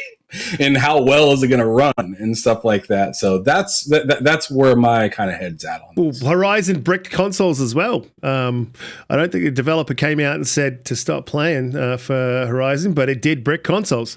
You can look that up. That's fact. A lot of people disagree with that. And it's oh, it's a small percentage. I don't give a shit if it's a small percentage, or that shouldn't happen. You shouldn't be buying a game from a first party developer, and it's bricking your console. That's crazy. Returnal was really bad though. The developer even came out and was yo, Wait for the patch. Stop. And then people were bragging. People were on Twitter were bragging. Yo, I ain't having no problem with this. I'm playing it before the patches. It's all good. And I'm just like, dude, why does everybody have to act like they're like Bill Gates rich? Like, just like, dude, chill. You probably don't, because already one person, or not that long ago, one person already got called out for not having no money when he was talking about $70 games. So like y'all need to y'all need to chill. Calling Game Pass subscribers the welfare gamers, all while he started to beg people for money online. Ain't that something? Wow. Yeah. So people need to quit being so out of pocket and like talking outside of their scope. They just need to stop talking so dang much and just enjoy what you got and call out when you see something wrong instead of supporting dumbass shit. like it's stupid, but there's a following that will just believe whatever you say, so you say it anyways. Like, I think some of these people are smart enough and they know better. They know better than what they're saying is true, but they just have a following and are just willing to say it. And to me, it's just like, that's so cringe. But at the same time, that's the way the world works, and it sucks. Well, that's the thing. I think there's a big difference between a fan and a fanboy. Look, I've been called a fanboy. I think that's pretty obvious. You spend some time on Twitter, you'll see that. But you will always see me calling out Xbox if there's something wrong. I don't mess around, man. Like, if Xbox does something I don't like, they're going to hear about it. Look, I'll kick it over to you, Umbra. Like, what were you most disappointed that got delayed this year? And I'm pretty sure I know the answer of the panel. Yeah, but Starfield. It's not even a question. And do you think? Do you think that we'll see? Question, but do you think we'll see Ragnarok? It's crazy, Risk, because I knew there was going to be a question on it, the follow up, because imagine how hilarious it would be after all the flack you got, alluding to the fanboy thing. Because if you all didn't know, Risk, it was like these Sony fanboys were on his ass when he said, he dared to say that Ragnarok may be delayed. They were on this man like his ass, like ass pimples. They were on his ass. So imagine if it actually turns out to be the case that it's delayed. What type of victory laps will you be running? That's what I'm more interested in. Listen, let me be honest about that. It'll tickle me a little bit, right? But I think I'm going to remain gracious about this one because I actually don't want. I don't want. All right, that's a lie. I'm probably going to do a couple of victory laps, but like I don't want God of War to be delayed. Like, I would rather take the L and be playing God of War in the back end of 2022 than see it delayed, to be honest. But I ain't gonna lie. I'll be doing victory laps. Have my money risk it. I already got it. I'll be doing burnouts. I'll be doing victory laps. I'll be hanging out the window. Absolutely. I already know. That's what I'm waiting for. I almost want it to happen just to see the reaction that you would have and that the Sony fanboys would have to you. Like, you were like, you bot. I can only imagine, man. Listen, on that, I was going to say, just before you jump in, I was going to say on what Ham said, and because I forgot, like, I know, like, I wasn't making that shit up. I know that they have been crunching since around about June, July, like proper hard crunching on this game. So, and that is a fact that I know is happening. And so that's why I was concerned for the game. And it's not something I heard from one person. I heard it from two people who would know that. And, someone even told me because they knew it was going to get announced, a release date was going to get announced. And so, to jump on it. And he told me to delete all my tweets. I ain't doing that, man. I'll take the L. Wow. But like, it does raise that interesting question. Is this game going to come out broken, man? They've been crunching hard and it's been for a long time and we ain't seen gameplay, Umbra. So, I'll say I don't think it'll come out broken just because I trust Sony Santa Monica. I trust them enough that I don't think that'll happen. I know that they're probably crunching their ass off here and there, though, to be fair. But it would absolutely, and I say this not to wish the game gets delayed because I know the game is going to be good ultimately, but it absolutely would be hilarious to see it happen just because of the Sony fanboys who have been so toxic on Twitter. And like UVA fan and gamer by choice, I said in the comments there, man, can you imagine the world just burn? You just want to see the world burn. Yeah. Sorry, I was talking to my dog. Oh. I thought you were co-signing. I'm telling you, Umbra. I'm telling you, Umbra. They're looking for that. They're looking for that Joan Calamezzo Parks and Rec Game of the Year sticker right on the front of God of War, though. I'm telling you, that's what they're looking for. Gotcha. They're trying to get them. I never would have thought that Sony would release a broken game. They've been great at putting out fully complete games, but Horizon Forbidden West is the first one we saw that released a little bit broken, and I'm guessing that was because of the crunch. Well, Returnal, and then Horizon. Yeah, but Returnal's from a first-time developer, their first big AAA game, so I can understand that, but from, the Horizon team, and I know that the God of War team actually went out and did help them, and now the reverse is happening. I can't see it being delayed, and I think that they waited to the very last minute to announce whether or not that, it was going to be able to come out. I think they waited that long because they generally didn't know if they could do it. I can't see it being delayed, and I don't think it's going to be broken. That team is just far too talented, and that franchise means too much to Sony. Yeah, I can see that. It would be absolutely hilarious, though, man. I got to say, I would have a giggle. Yeah, I would have a giggle, but I would also be disappointed, man, because I want to play that game, man. I love God of War. God of War is one of my. It's at the top of the list for me, man. That story is just. So one of the best stories I've ever, like, people complain about the kid, like, oh, he's annoying. I'm like, you don't have kids, man. Kids are annoying. That's not by, it wasn't an accident. Like, that's a fair point. But you love them. You love kids. You love your kids, man. And that story was just, to me, it was like number one. And I would hate to see it get delayed. And I think a lot of these guys on Twitter don't know how much I love God of War. But man, well, if you're a pro Xbox, it doesn't matter that you care for any PlayStation game. That's how it works on Twitter. It doesn't matter even if you're a pony. Pretty doesn't much. matter. I mean, you say one thing wrong, somebody's going to check you on it. They'll turn on you immediately. It's absolutely true. I've seen them. Anybody can get it. I'm telling you. Yeah. Anybody. That's true. Yep. That's 110% true. Like Gerald Max said, he said, if it gets delayed, he says Twitter, it'll break Twitter. Well, yeah, man. I can see that. My thumbs will be on fire, Gerald. My thumbs will be on fire. I'm telling you right now. I'll be pulling up receipts. I'll have to turn off notifications off your tweet. I know that. They're going to be on your ass even worse. Listen now, look, we'll move on to the next topic. Guys, in the chat, you guys have been absolutely amazing today. I have been reading it all, its craziness, and I'm doing things in the background as well. Trying to catch some of the questions. If you guys got a question, look, drop it. Should I be pointing out shooters' questions? I've been asking you on Twitter, on the podcast chat, like on everything I can think of on Xbox. You're not responding to me, so I'm just going to ask you flat out on air, mate. Should I be pointing out shooters' questions? Yeah, I have been missing them, Shooter. Sorry, mate.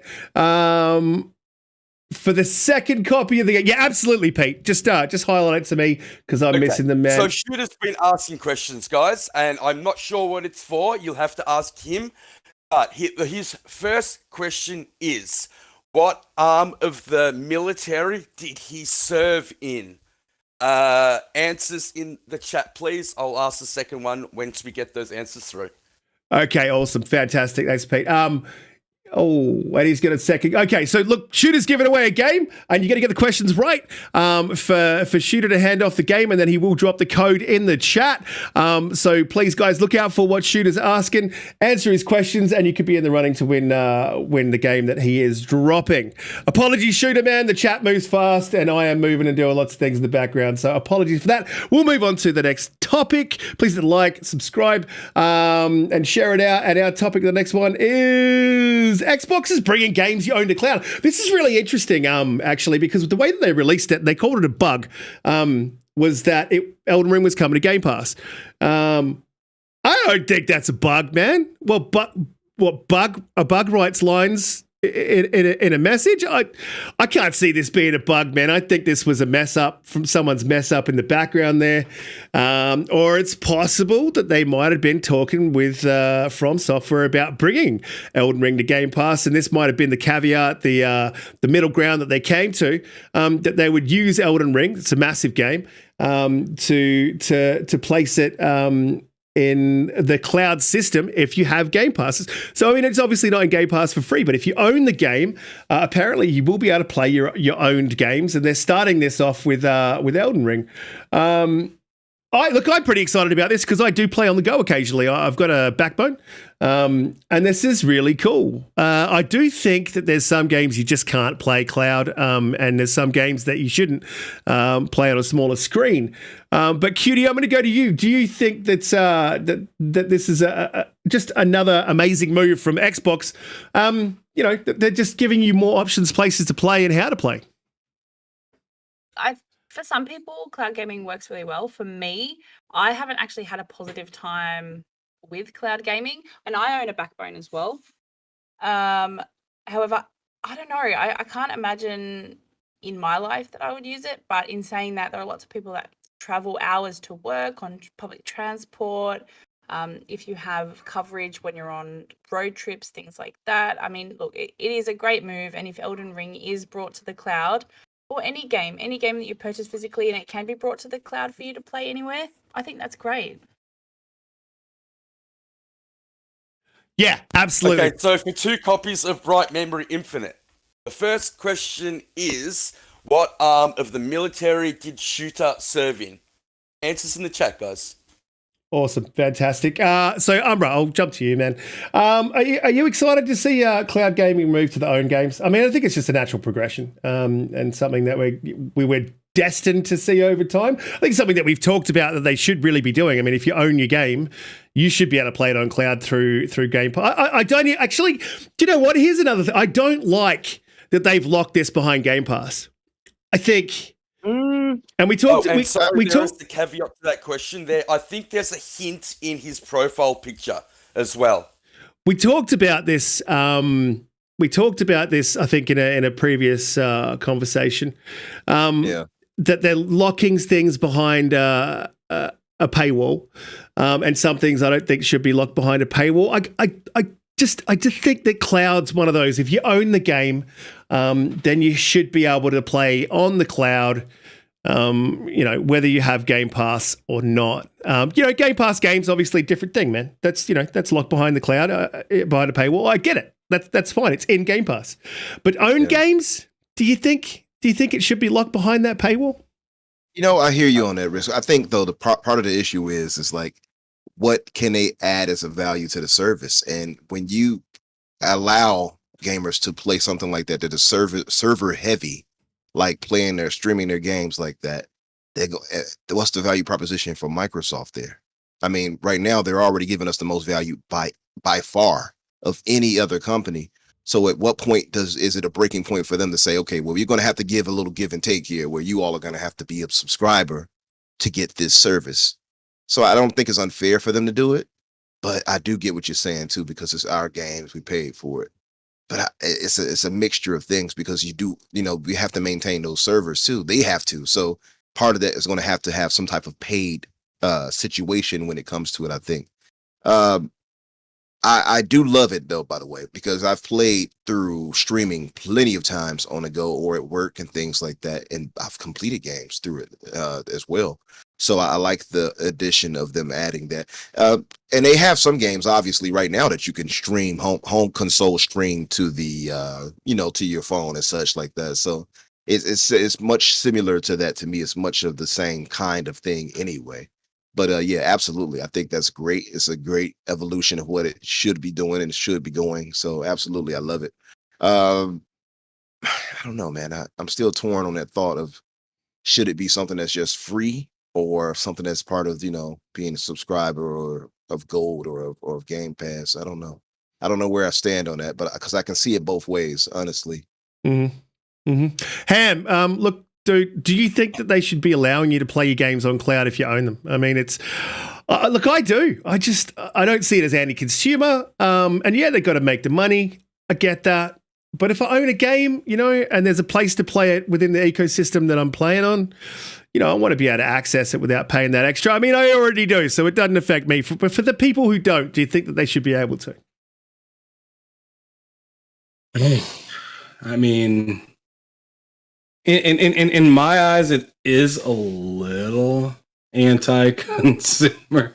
Just because you already paid for it, why should you have to pay again for a certain access to it? But at the same time, I mean, to me, it like you can also use remote play. So keep that in mind as well. Like if you have a newer console and whatnot, if you own the game and own a console, then you can already do a lot of this in remote play. I've been using remote play for years now, and it's fantastic. It going into the cloud is just another dope avenue that like you can get through Game Pass. So in my eyes, it's a little like it's a little anti-consumer, but like it's not enough for me to be like outraged by.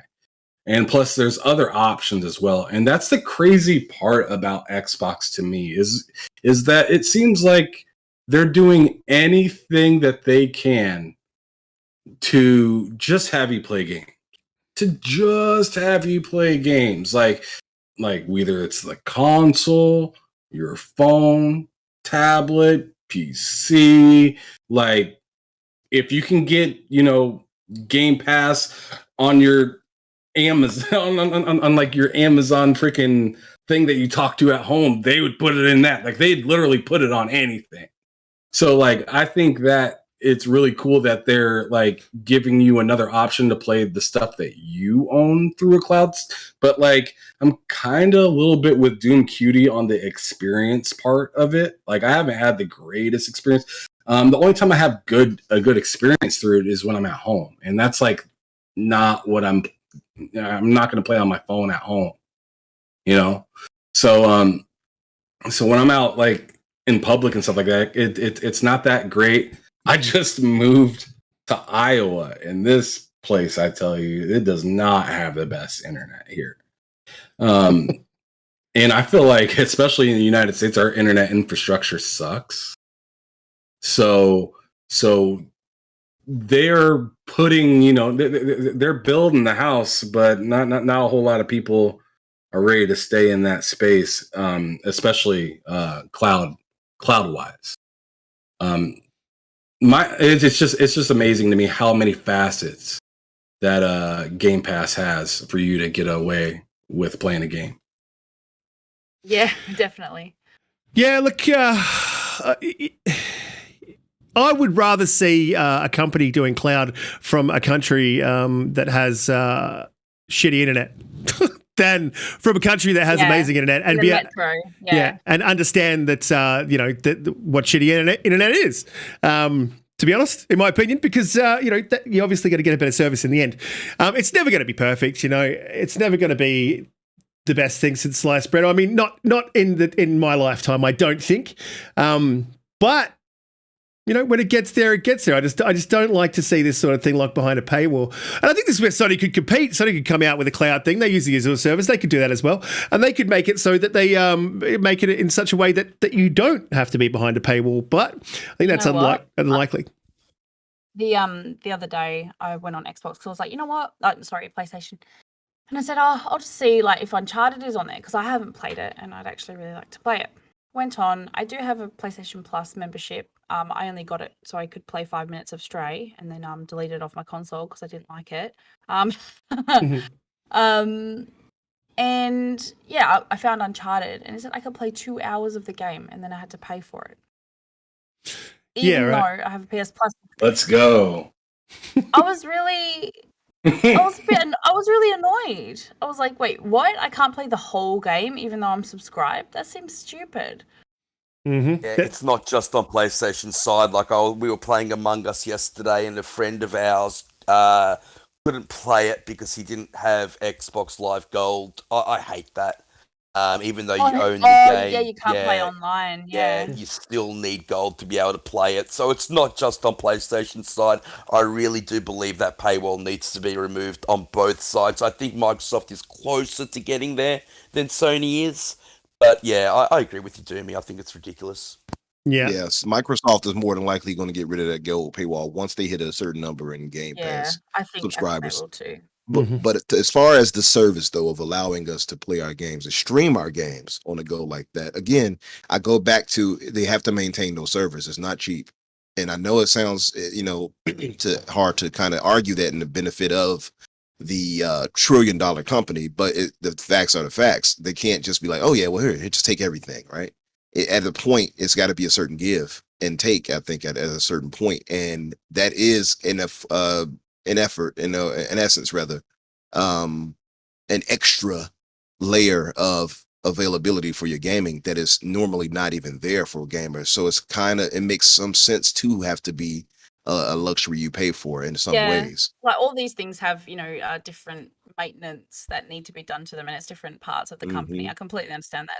It's not just one facet. So look, paywalls are annoying and at times they can seem unfair, but I mean, if you're paying for a service and it has additional skills, additional areas of the company that support it, then I guess that's what you're paying for. To me, it just makes more sense too to be a Game Pass subscriber, because that just adds more value to it. If you're a Game Pass subscriber, all of this right here is nothing to you. And I don't know about everybody else here, but Game Pass you wouldn't notice it. Yeah, I know, right? And I think, it's not even something I noticed. Exactly. Yeah, and I think that's why I was so surprised when I was on PlayStation. I was like, wait, I can only play 2 hours? I'm a subscriber. This is stupid. Yeah. Absolutely. And I think just as a whole, I agree. Pete, that was a great point that you brought up there, mate. Like, there shouldn't be paywalls to get in and play, free games. But the thing is, they've got it unlocked for some games. So I believe Fortnite and a couple other games they do have it unlocked for. So that leads me to the question, is Microsoft charging these companies? Are they charging the on cost to these companies to have that paywall unlocked for those specific games? We don't know at the moment. We can only speculate. But if that is the case, again, I don't agree with that. And I would hate to hear that that's what's going on behind the scenes. I will announce our first winner. Shooter, thank you very much, my friend. You did not have to do this. We really appreciate it here at Xbox Infinite. All of us do. Doovie is the first winner of Bright Memory Infinite, I believe. Absolute champion. Thank you very, very much.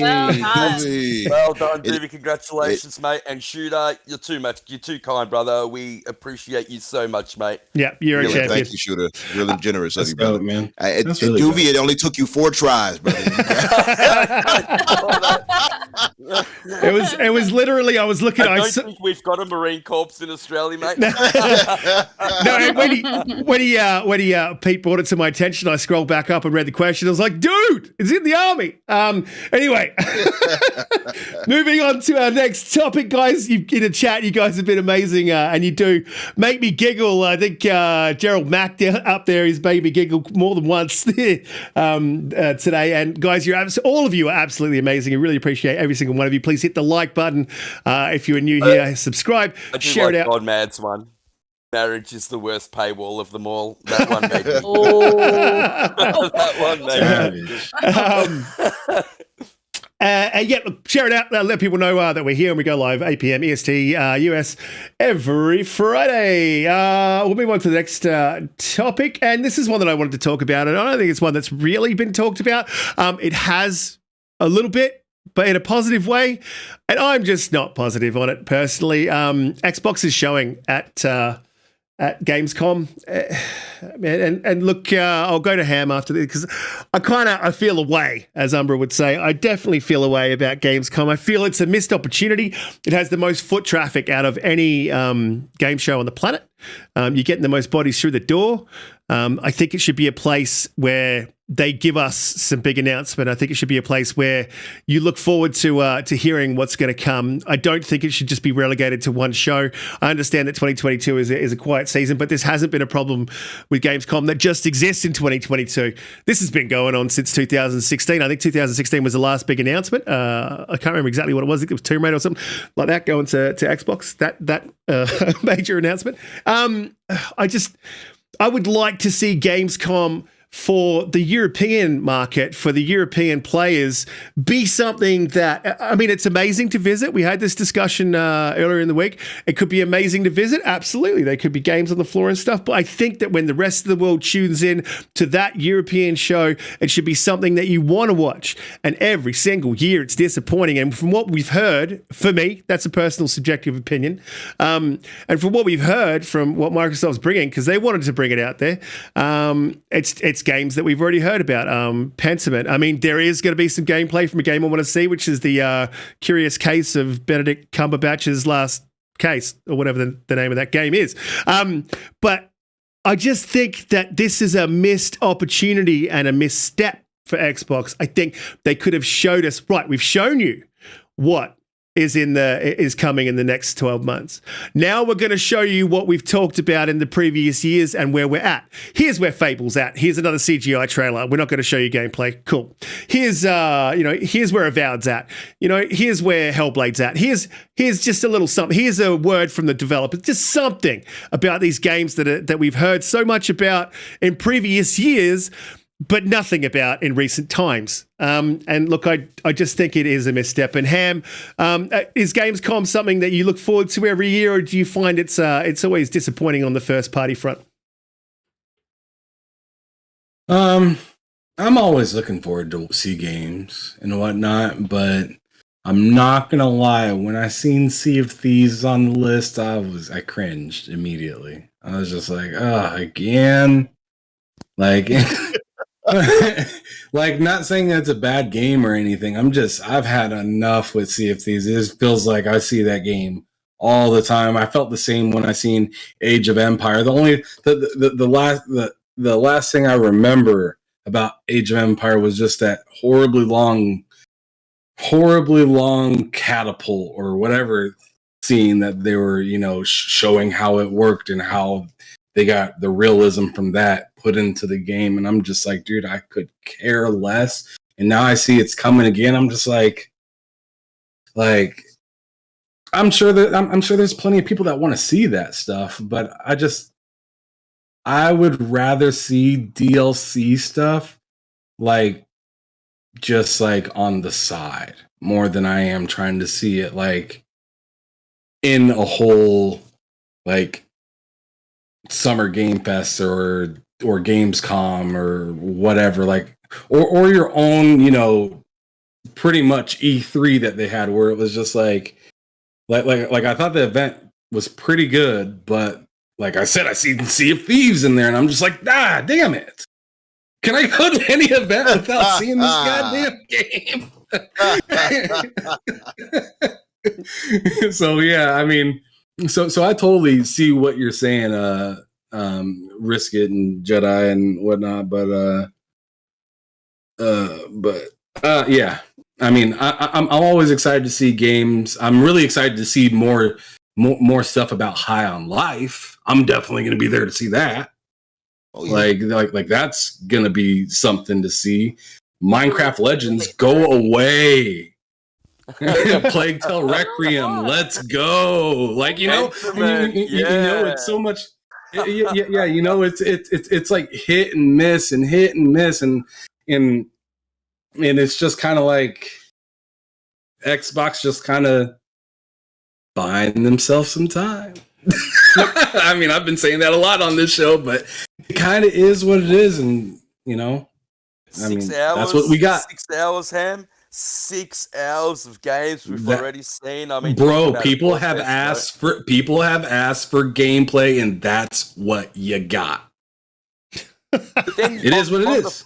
On the flip side, mate, you've got 30 minutes of Redfall gameplay at QuakeCon. Right.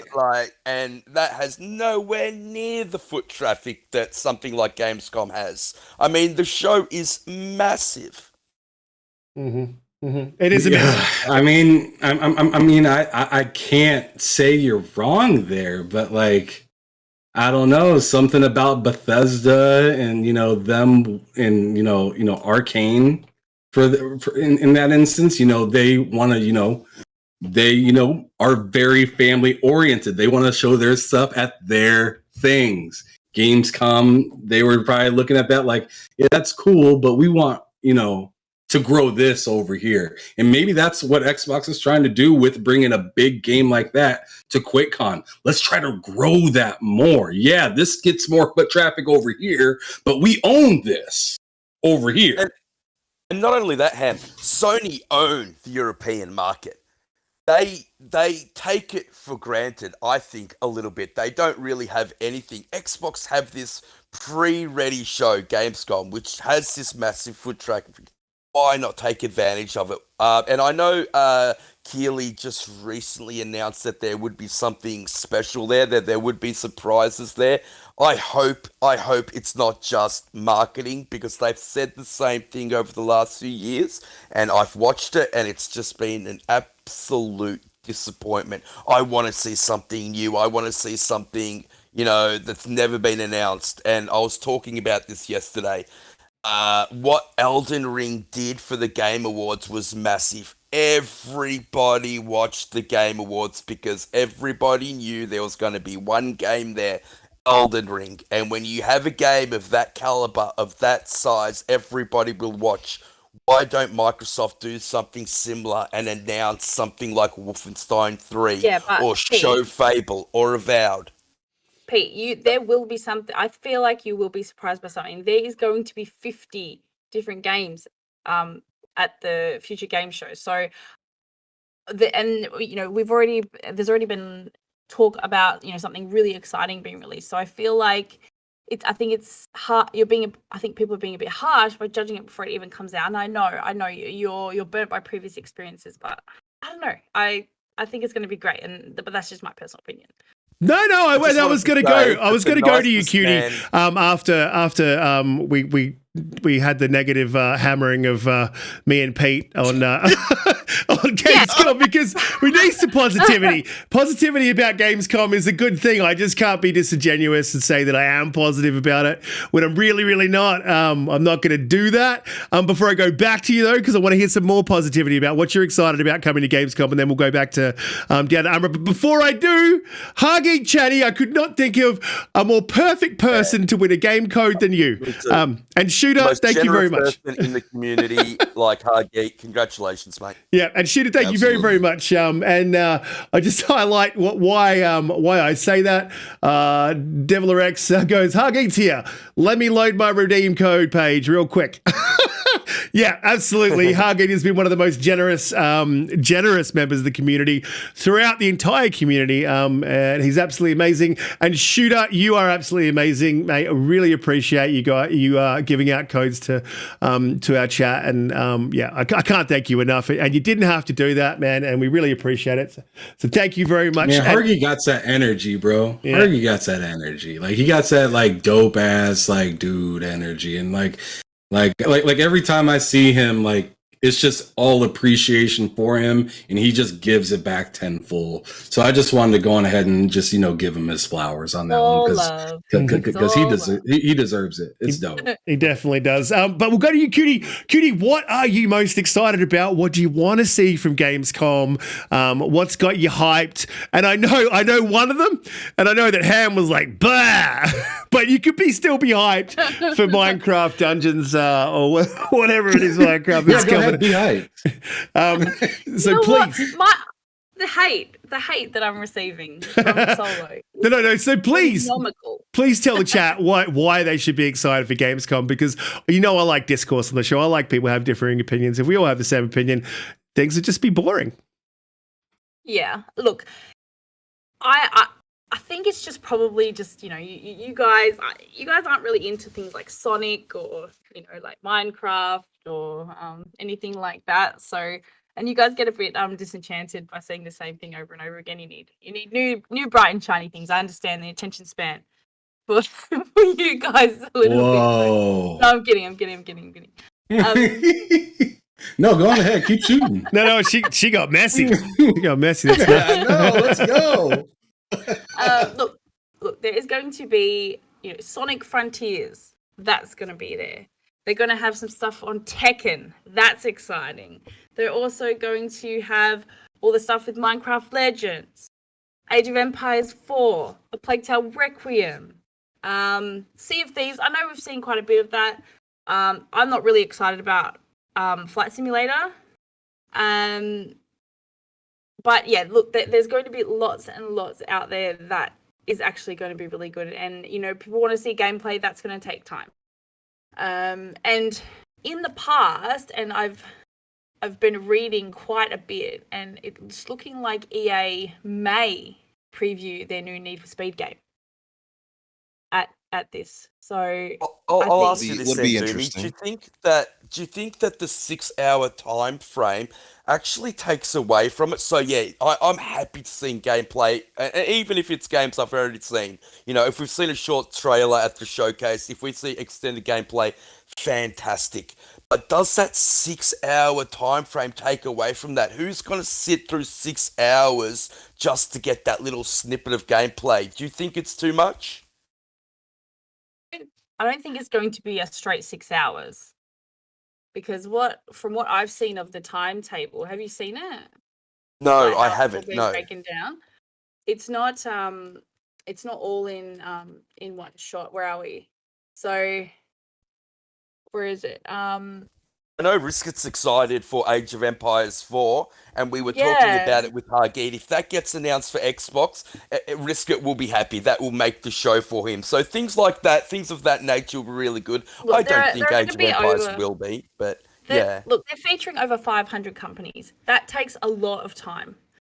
And not every second of that show is going to be entertaining for every single person. And I think we spoke about this when, you know, the Xbox showcase was released and all the other showcases that we've seen. Not at every single point are you going to be entertained, and I think people need to be okay with that, because it's not every single thing at the showcase is not for everyone. Couldn't agree more, Are you Bushido. not entertained? Yeah, I know. Couldn't But agree like, more, Mr. Bushido. Bushido, yeah, look, I as mean- usual, is incorrect. And, you know, hold on, so yeah. it says Gamescom. Plague Tale Requiem, I'm really excited. Anytime I can see more Plague Tale, yeah, bring it on. I mean, I do want to see more Pentiment just because it's made by Obsidian and I don't think they can do wrong. Do I think gameplay is going to show that game off at its best? I'm not sure. I mean, and look, like I said, I've watched Gamescom before and they've perked it up to be this great show. And the European equivalent to E3, and every year it's a massive letdown. I hope I'm wrong, Jimmy. I really want to be excited. I love gaming, but it's just something that I just can't get behind. I hope I'm wrong. I'll say this: the thing that gets me, and I'm not a pessimist. I'm an optimistic kind of guy. The thing that gets me though is outside of Microsoft, I believe the only major publishers that'll have a presence are Ubisoft and Bandai Namco. So Bandai has been killing it though, to be fair. So I do expect to see some good stuff. Hold up. We've got 2K, 505 Games, Aerosoft, Amazon Web Services. No, 2K AMD, said they Apple won't attend. Entertainment. 2K, They're on the Nintendo, list. Sony, and Blizzard, Gamescom. Activision Blizzard said they on the won't attend. Gamescom Twitter. Yeah, I'm looking at it right now as well on the maybe I shouldn't trust Polygon, but yeah, it's on Polygon. It's on Polygon's site. It said it's not official Gamescom. Yeah. Okay. Well, here it says they won't be, but maybe this is incorrect or out of date. What's today? Today is it's the 12th, so maybe this is wrong. So I don't know. Another game I'm interested in, High in Life. We haven't seen much on that. I would really love to see an extended gameplay demo on that. I think that can be really good. My problem is gameplay takes maybe 2 minutes. You know, if you're lucky. I don't think you really get extended ones. 6 hours. I'll say this too, like the bigger things I'm for gonna me, post like it. I'm not that interested in Age of Empires. Those types of games don't really interest me. Look, I'm happy for watch those that who video do. I've posted in the chat. It's the Future Games show at Gamescom sneak peek, and that shows you little snippets of all the games that they'll be featuring. Yeah, I'm just looking at the list here, but as far as the list, I'm with Ham when it comes to seeing some of these. Like Flight Sim. Listen, it's a beautiful game. I'm glad for those who enjoy it. Age of Empires. I'm glad for those who enjoy it. Sea of Thieves. I'm glad for those who enjoy it. Grounded. Glad for those who enjoy it. But those games have been out. Those don't interest me anymore. Those are not something I'm like, oh man, I gotta see this. You know, quick guys, more Sea of Thieves. More Sea of Thieves, yay! You know, I don't know. Hargate, drop the code in the chat, guys. Get on it quick. Like Don't I last long. said, Thank you, Hargate, brother. Yeah, but not just not being for everyone. They show it too much. That's the problem. I think that most of us have. That's what I'm saying. Yeah, it's like it's oversaturated at this point. Okay, like yeah, they have to market Sea of Thieves as a live service game. We get it, but it's not sexy. It's not something where somebody's like, man, I got to tune in for this. More Sea of Thieves. Oh, they're going to show us more water and pirates going R. Like at a point that does not. Water is beautiful. But it is gorgeous water. It is gorgeous water. But after a point, I get seasick too. It's like, damn, all right, we get it.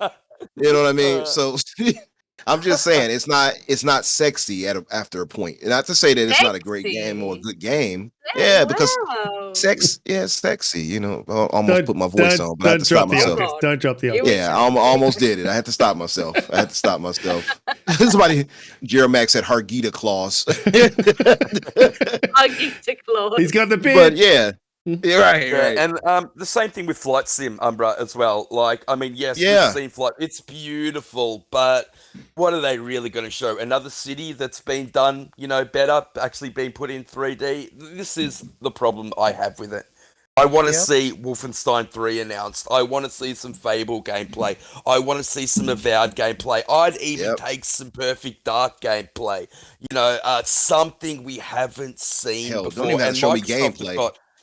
Microsoft. If they just showed an overview, I'd be happy. Mm-hmm. Yeah, they've got so much there. They have to be able to bring something forward. Well, you know what they could do. You know what they could do, and this is a missed opportunity. I just thought of this.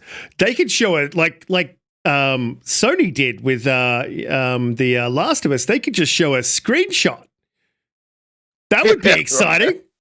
It will work because what's his name? Jeff Keighley is hosting it for Microsoft to be on his part of his thing. So it would actually make sense if they did just show a screenshot. Send us your best screenshot. Look, DoomCutie, I kind of got a foot in. I do have a foot in your camp. I definitely do. When it comes to the third parties, I would like to, hopefully the third parties bring it right for Gamescom. But kind of my main point is, and I think what we're all just we're Xbox centric kind of guys. I guess you could call us, and we want to see Xbox come out to every show and kill it. I even want to see Sony come back to the shows. And just start killing it. Like I want to see these two market leaders just come in, like, and Nintendo. I don't give a shit about Nintendo, but and Nintendo, just all these guys should be there supporting these game shows because they're supporting this game industry. And it shouldn't be the third parties just having to hold down Gamescom. It should be the first party stepping up to the plate. And everything that these guys have said, 110% true, man. I've played Sea of Thieves. I know what it's all about. That ain't going to excite me. I've played Microsoft. I bombed Pete's house like 3 times in Microsoft Flight Sim. Like it was amazing, but I'm kind of done with it. You know what I mean? I flew my Top Gun jet into his house, and I want to see. There's only so many times you can fly your airplane into somebody's house before you get bored with it. Exactly. And you got to give me something new from the first party. I kind of want to see it. I want to see Avowed. And I think everyone feels the same way. But Cutie, I understand that your sentiment, it's bang on, and you held it down like perfectly. You said, made some really good points there. And Pete, as you said, if they bring, the Trebuchet simulator to Xbox, I'm gonna be super excited. I love TTS. Oh, I was so damn annoyed when they had that showcase and they showed that, and they were like, "Oh, the trebuchets." I'm like, "Are you all kidding me right now? Are you all giving us a history lesson on trebuchets?" I like that. Oh, I hated it so much. My teeth were gritting. Like I literally, my teeth were gritting as I was watching it. Like, what is this? I don't need to know about this. I've watched enough damn Lord of the Rings. I've seen these damn trebuchets in action. I know how they work. I can operate one. Right, Cutie. Sorry, Cutie. DoomCutie, you got cut off there. I wanted to go to you because Nah, I'll get it's all good. get a little bit more positivity about Gamescom before we move on to the next topic. Well, actually, I was just going to hate on you all because I know for a fact. Sell us on this. I need you to sell us. All you boys are going to be there. You're going to be like, oh yeah, it's on. You guys are going to be there watching, regardless. Just because. Definitely. Yeah, definitely. Of course you are. I'm going to be defiant now. I'm going to be defiant now and not watch it. How about you, Ham? Yeah, right. I'm going to, just because she said that, I'm like, oh, you think you know me, do you? Nah. So, last year, Michael Swim actually had his own show dedicated to indie developers. So I think that is going to be another highlight of the event for me. Just being able to see those exclusive trailers from those really the indie devs is going to be really great as well. So, yeah, you guys be positive. It's going to be you guys are going to be critical, and that's why I love you guys. And you love me because I'm fluffy. Yes. So yeah, we balance each other out. So Oh. it's all good. I said that out loud. He's dropping the octaves again, man. He's dropping the octaves. Look, if you guys are just joining us in the chat, please hit that like button. If you're new here, subscribe, share it out. We have a great time every week talking gaming and what's happening in the gaming world. And we have an amazing guest this week in Ham Solo. Man, I'm going to bring you into the conversation on this one. I'm not 100% up on whether you're a massive tech guy. But look, the Series X, and this is what was missed, and Boxenberger has pointed this out a couple of times, that it's not just the Series S. The S was focused on, but it's not just the Series S that got an update. It was the Series XS consoles. It's probably a more meaningful update to the S, and that's why that had been highlighted. But this is just... I talked on something recently when it was that they changed the boot up time. They made it, I think it was 5 seconds quicker, and that's not something that I want. But it does highlight that Xbox is always trying to improve their hardware through software updates. And going into the future, I think we're really going to see some crazy games. When it comes to graphically, when it comes to fidelity, when it comes to physics, and when it comes to AI. I think that these improvements are just going to push things ahead.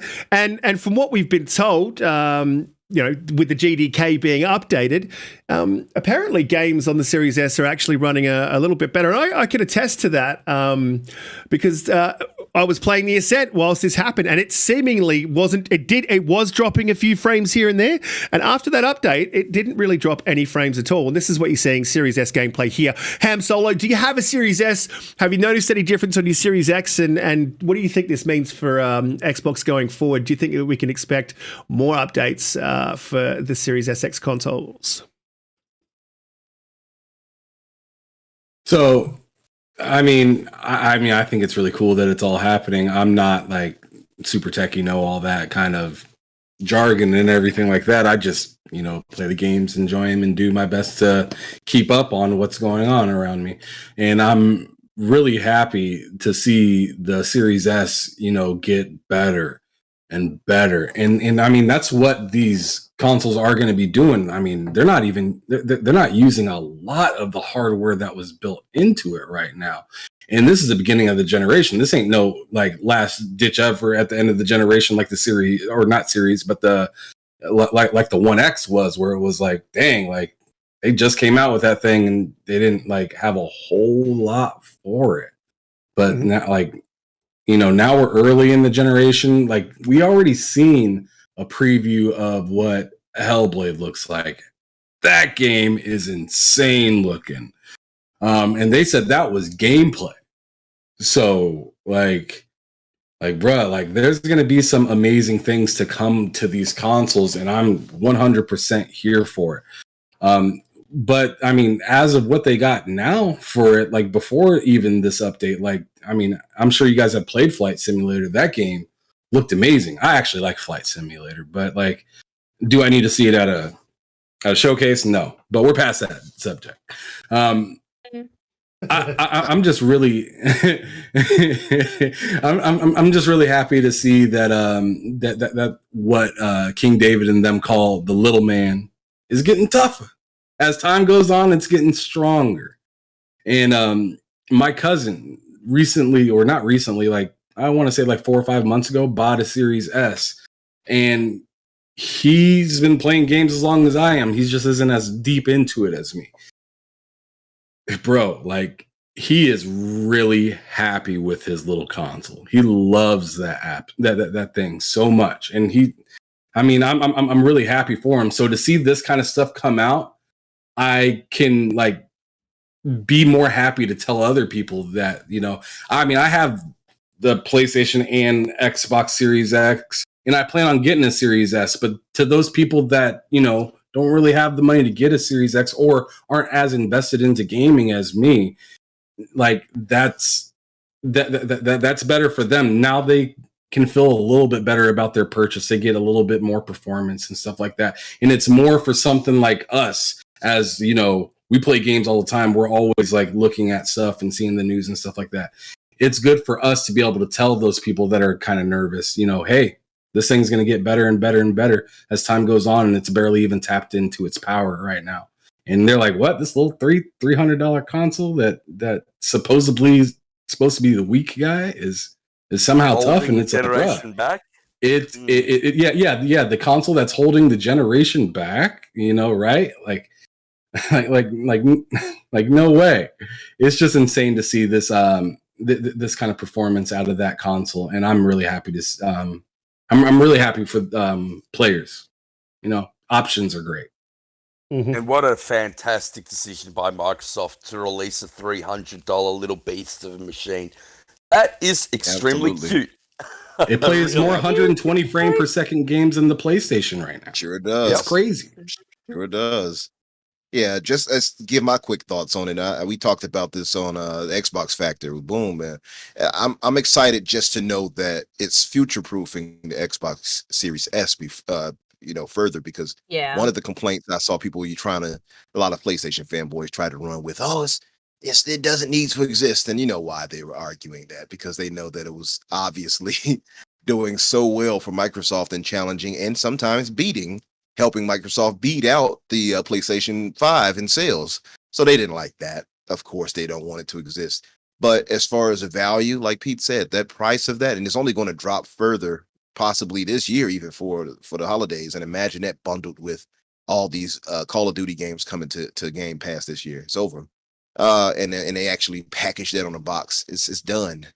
So for that reason, absolutely, part of that at least is dope for that reason. But the future proofing of it, I think, is really good, because now it takes away that narrative of the Xbox Series S not needing to exist because it holds back gaming, as they try to lie and claim. Well, everything holds back gaming for them. For when it has to do with anything Xbox, that's not PlayStation, it's holding back gaming. So it's so true. It's just insane. So true. But yeah, that narrative is of course destroyed, along with the many other ones they've come up with.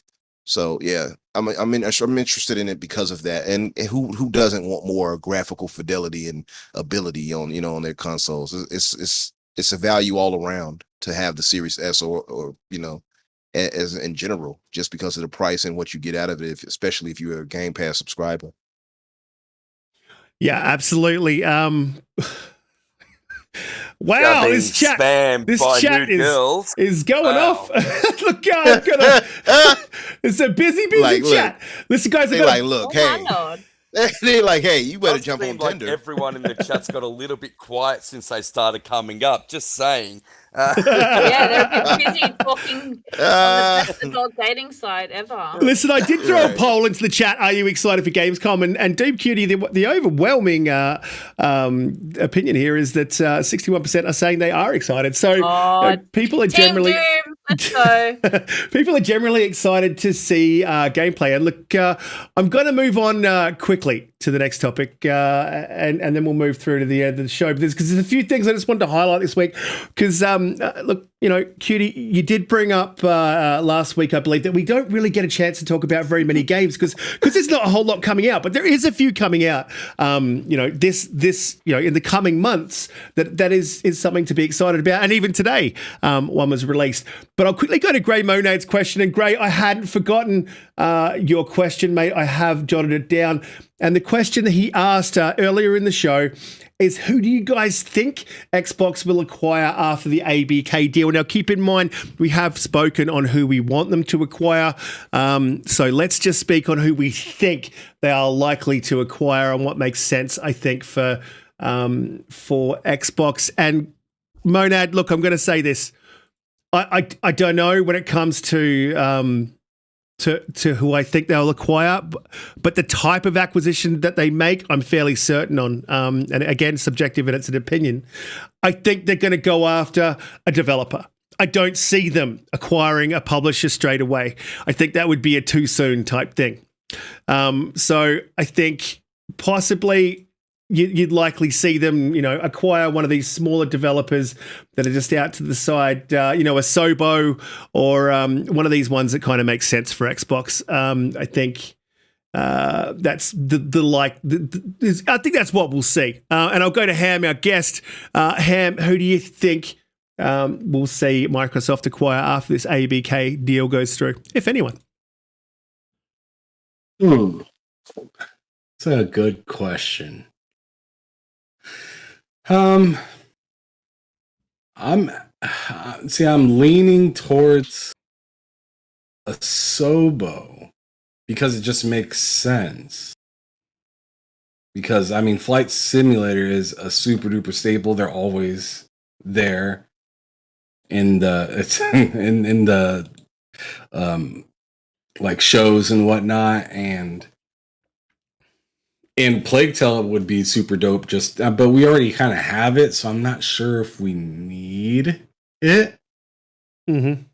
So, shoot, off the top of my head, I don't know, because after this Activision Blizzard King deal, like, it's just like, dude, I don't even know what to expect anymore because that hit me over the head and it was insane. I agree with you. I don't think they'll go after a publisher, but if they did, I think it'd be WB. Mm-hmm. Absolutely. Please, God, let that happen. Please let it happen, God. Well, I think what I would like to happen is Sega. I Okay. think they'd go after WB, but what I want is Sega. But I doubt Sega's ready to do that because they seem like they're just like working with people really well and stuff like that. They got that cloud game that they're supposedly working on as well. So yeah, absolutely. Cutie, who do you look? I think WB does make sense if it is a publisher. I can't see them making a massive acquisition after this just because of the FTC current climate. And when the deal goes through, I think they'll just be a little bit cagey for a while. So I think it'll be a developer. But Cutie, who do you think that they'll acquire after? And we know they'll probably acquire someone. But who do you think? Yeah, it will be? Look, I think the next logical step would be WB Games simply because they would own the Batman Arkham series and plus Mortal Kombat. So if it was any, I would say WB for sure. Mm-hmm. Mm-hmm. Absolutely. I'd like to see it. But as I said, I just don't see them taking a whole publisher down. And if they go after WB, I want the whole thing. I want everything. I want the whole cake. Movie studios, game studios, the IP, everything. Pete, who do you think we'll see acquired? Look, I don't know if we'll see anything for a while after ABK. I think they might just settle with that. Ham's right. After that acquisition, everything's on the table. I mean, who would have thought that they would go out and spend $69 billion, the biggest acquisition ever? Just absolutely insanity. I know everyone wants Xbox to get into the Japanese side of things. I don't like those games. Those games don't interest me. So if it was a publisher, WB for me. But I think Umbra's right. Asobo, IOI, and Avalanche, they're working with those three studios. So Avalanche is making Contraband for them. IOI is making Project Dragon for them. I think they're working on both those games to see how they work together, if they're a good fit. So I think they're most likely, and I'd actually be really happy with them. IOI out of those is probably what I would choose. Hitman series is fantastic, and I'd like to see something new that they could make. Absolutely. I just look. I did say at Sobo. I kind of I think that's the way it would likely go. But as Gerald Mack said in the chat there, and it's a possibility. Crytek and Crytek has had a bit of trouble lately, so that would be a good acquisition. And look, I recently completed Rise Son of Rome, and there's a lot of interest for that game, man. I much more than I thought it was. I put out a tweet of some gameplay and just how I would like to see a sequel. Would anyone else like to see a sequel? That tweet went gangbusters. I think it got like 22,000 views or something. And nice. I did not think, and that's not to brag or anything. I just did not think that it would get so much traction, and it only got traction because of the game itself. And I just didn't think that there was that much interest out for Rise Son of Rome. I thought it was like a hardcore gamer type thing, that it was really only us who wanted it. Yeah, and I was super surprised. Yeah. I would love to see it. It a massive disservice when it came out. It was at the height of the hate that Xbox One was getting, and that game was fantastic, and it's got cult classic written all over it, and how good would it be to see Rise 2? Yeah, and special Nick, if you all know, he's like lockstep with me on that. Like Rise, Son of Rome, we always talked about like, what would you bring back? Rise is like one on the top of my list without a question. Like, it's not the top of the list. That'll go to Legacy of Kain, Soul Reaper. But if we're talking about Xbox specifically, yeah, Rise is one of those games where I hope that they actually get a sequel to and actually put a really big budget behind, and I hope that it's Microsoft gets that IP. They tried to get the IP, by the way, at one point, and they were actually trying to get that from Crytek, and I think they were actually going to acquire Crytek, but if you all didn't know, Crytek had a lot of internal issues going on at a point, and Microsoft walked away from them. But I really do hope that is one of them that comes back, or they can grab Crytek and get past that, because that Crytek engine is something to behold too. By the way, it's beautiful. It's not as optimal as like an id Tech or something like that though, or Unreal Engine 5, but it is beautiful. Just to say, I already named mine, so I think Asobo, IOI, and Avalanche would be the most logical, just because Jedi pointed out they're working with them, so they're probably testing them out to see what they can do. Asobo is obvious; they've done work with them all over, from Microsoft Flight Simulator to other games they've released, and of course, Plague Tale Requiem coming to the service again. So the next Plague Tale at least, but so it makes sense for those. But if I had to pick something that's sexy, we're going back to that sexy territory. If I had to pick something that's like, yes, please. WB is at the top of my list without a question. As long as they can get those licenses with it, it's not even a question for me.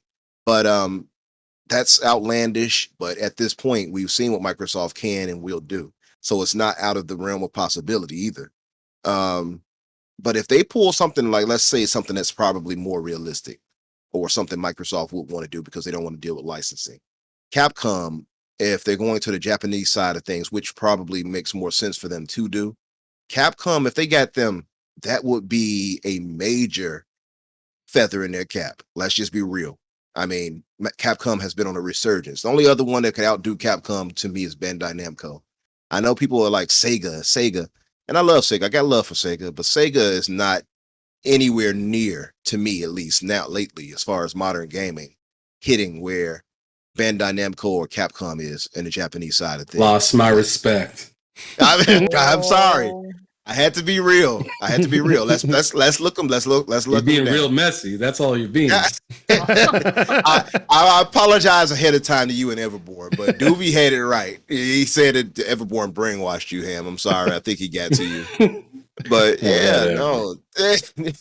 I'm sorry to say it, man, but let's just be real. Look at the games that Capcom or Bandai Namco would offer compared to Sega. You can't really, it's like night and day. Like Sega has the Yakuza series, excellent, right? Of course.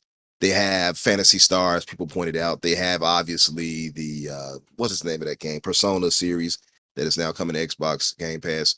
Yeah, that's nice. But then you look at Capcom and they have Resident Evil, Monster Hunter, and Mega Man, and all these other games. I can go on and on and on for days with Capcom. There's so many. Street Fighter, and then Bandai Namco with all the games they have on a Japanese like anime. I could agree with you on Bandai because my game of the year last year was Scarlet Nexus. That game was so fire. Yeah, see, Scarlet Nexus. What else? What's the other one I bought from them? Oh, sorry, just threw up my mouth. It's another one I bought from them though, with a guy with a mask on. Had the mask on his face. I can't think of the name of it right now, but it's part of the Tales of Arise. That's another one. That's a good game. I think they also made Little Nightmares, which is a great game. Mm-hmm. Oh yeah, they do. They published that, and so like those two would take precedent over Sega any day of the week. But Sega does make sense because Microsoft has done so much work with Sega, so it does make sense to see them go for them in that way, and it probably makes more sense for them as far as pricing and everything else too. I don't know, but if for me though, if I had to pick, WB Games would be top of the list, followed by a Japanese company, something like Capcom. Can I make you guys disappointed real quick? What's that? I mean, probably, but yeah. Go right ahead. Platinum Games. Oh, dude, I'm not that disappointed in that. No, I like Platinum. And then hold on.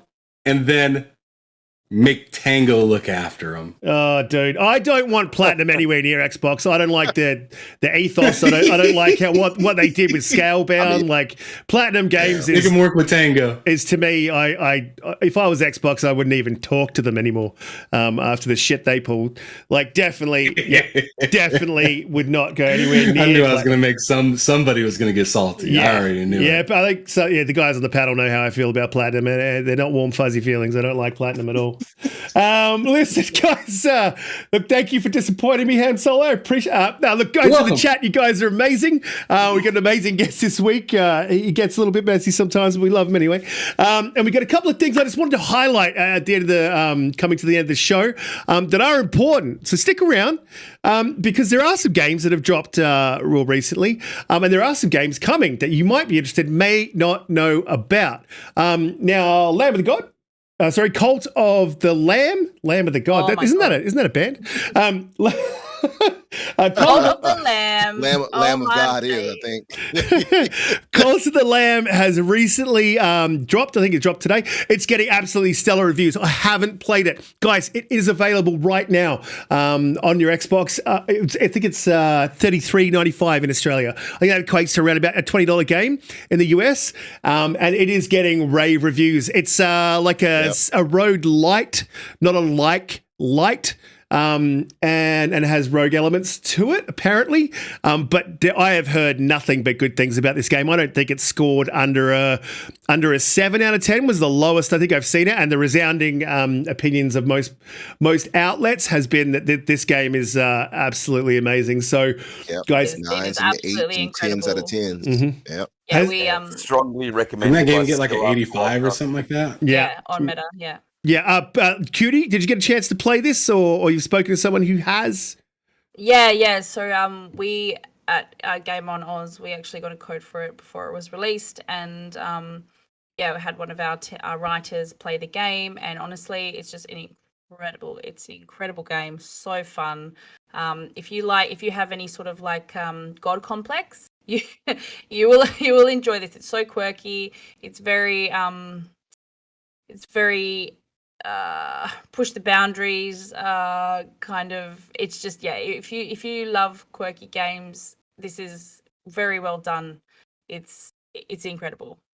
Absolutely. And look, graphically, I like the art style. I like the drawn art style personally, and this is one that I'll definitely play. And I'll definitely will get to this maybe. So this is like you setting up your little village for your cult members. As long as I can sacrifice some of my cult members. If I can't do that, I'll be a little bit disappointed. I'm not sure about sacrificing, but you can sermon them and you can brainwash them. Oh, beautiful. Fantastic. Yeah. So they'd be like, I already know you'd be sacrificing Pete. made in Melbourne, Australia. So if definitely want to support Nice. that. Absolutely. So what? They're like PlayStation fans. And you're like the PlayStation. You're Jim Ryan, and you're just brainwashing Exactly. your cult. Oh, that's amazing. That's fantastic. And you get to name your cult too, so you can name it the Cult of Sony or something like that. It's called PlayStation. That'll be Ponies are us. That'll be fantastic.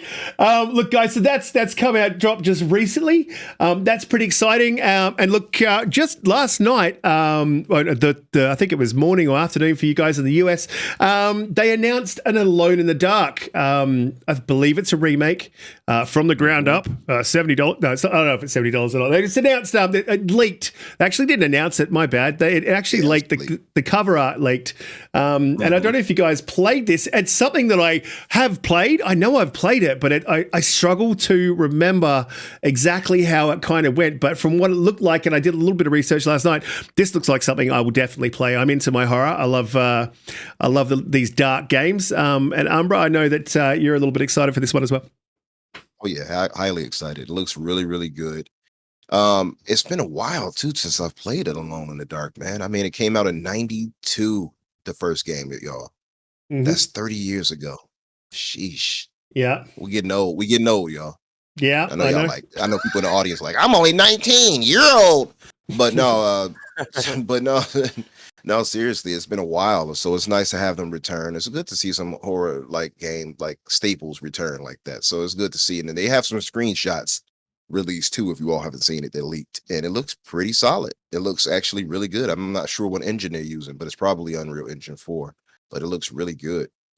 Yeah. So, yeah, I'm excited for it. I'm not sure of the studio making it, but yeah, I did see the screenshots. It does look really good. And yeah, man, when you talk about 92, what was they then, man? I was 12 years old, 92. Man, yeah. That's craziness. The Boomer Squad, C-Staff, not nice, dude. Not nice. Yeah, so I'm just blocking C-Staff, and we'll move on to the next game. Coming into Game Pass in, I believe it's the 27th of September. That could be wrong, but I'm pretty sure that's what it is.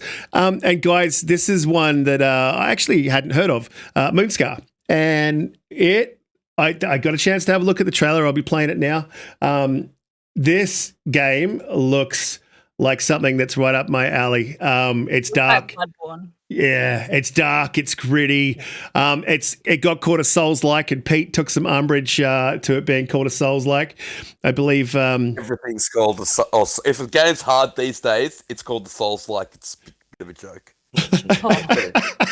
So Pete doesn't like they called it a Souls-like, but this looks cool, man. I'm super excited. We haven't got many announcements for Game Pass, and if Sony gets its way, it seems like we won't. But I'm pretty happy to see this one come to Game Pass. This is one I'll definitely play. You never know if they're going to be good or they're going to be great till you get your hand on the sticks, but this looks like something that I'll be definitely into. And we're getting a lot of these dark games, which is great. I love to see it. Yeah. Is anyone else at the panel excited to play this? Absolutely. Looks really good. Mm-hmm. I love games like this anyway. I mean, it gives me that old Castlevania kind of feel to it to some degree. But it definitely, you can see it has a Souls-like style to it, stylistically, how you fight. That's part of what they mean, Pete, when it comes to it. Like the style of how you have to fight the enemies. Not outside of the difficulty, it's the style of how you fight them. But it has a very Castlevania-ish kind of flavor to it too in some ways. It looks nice. I like it.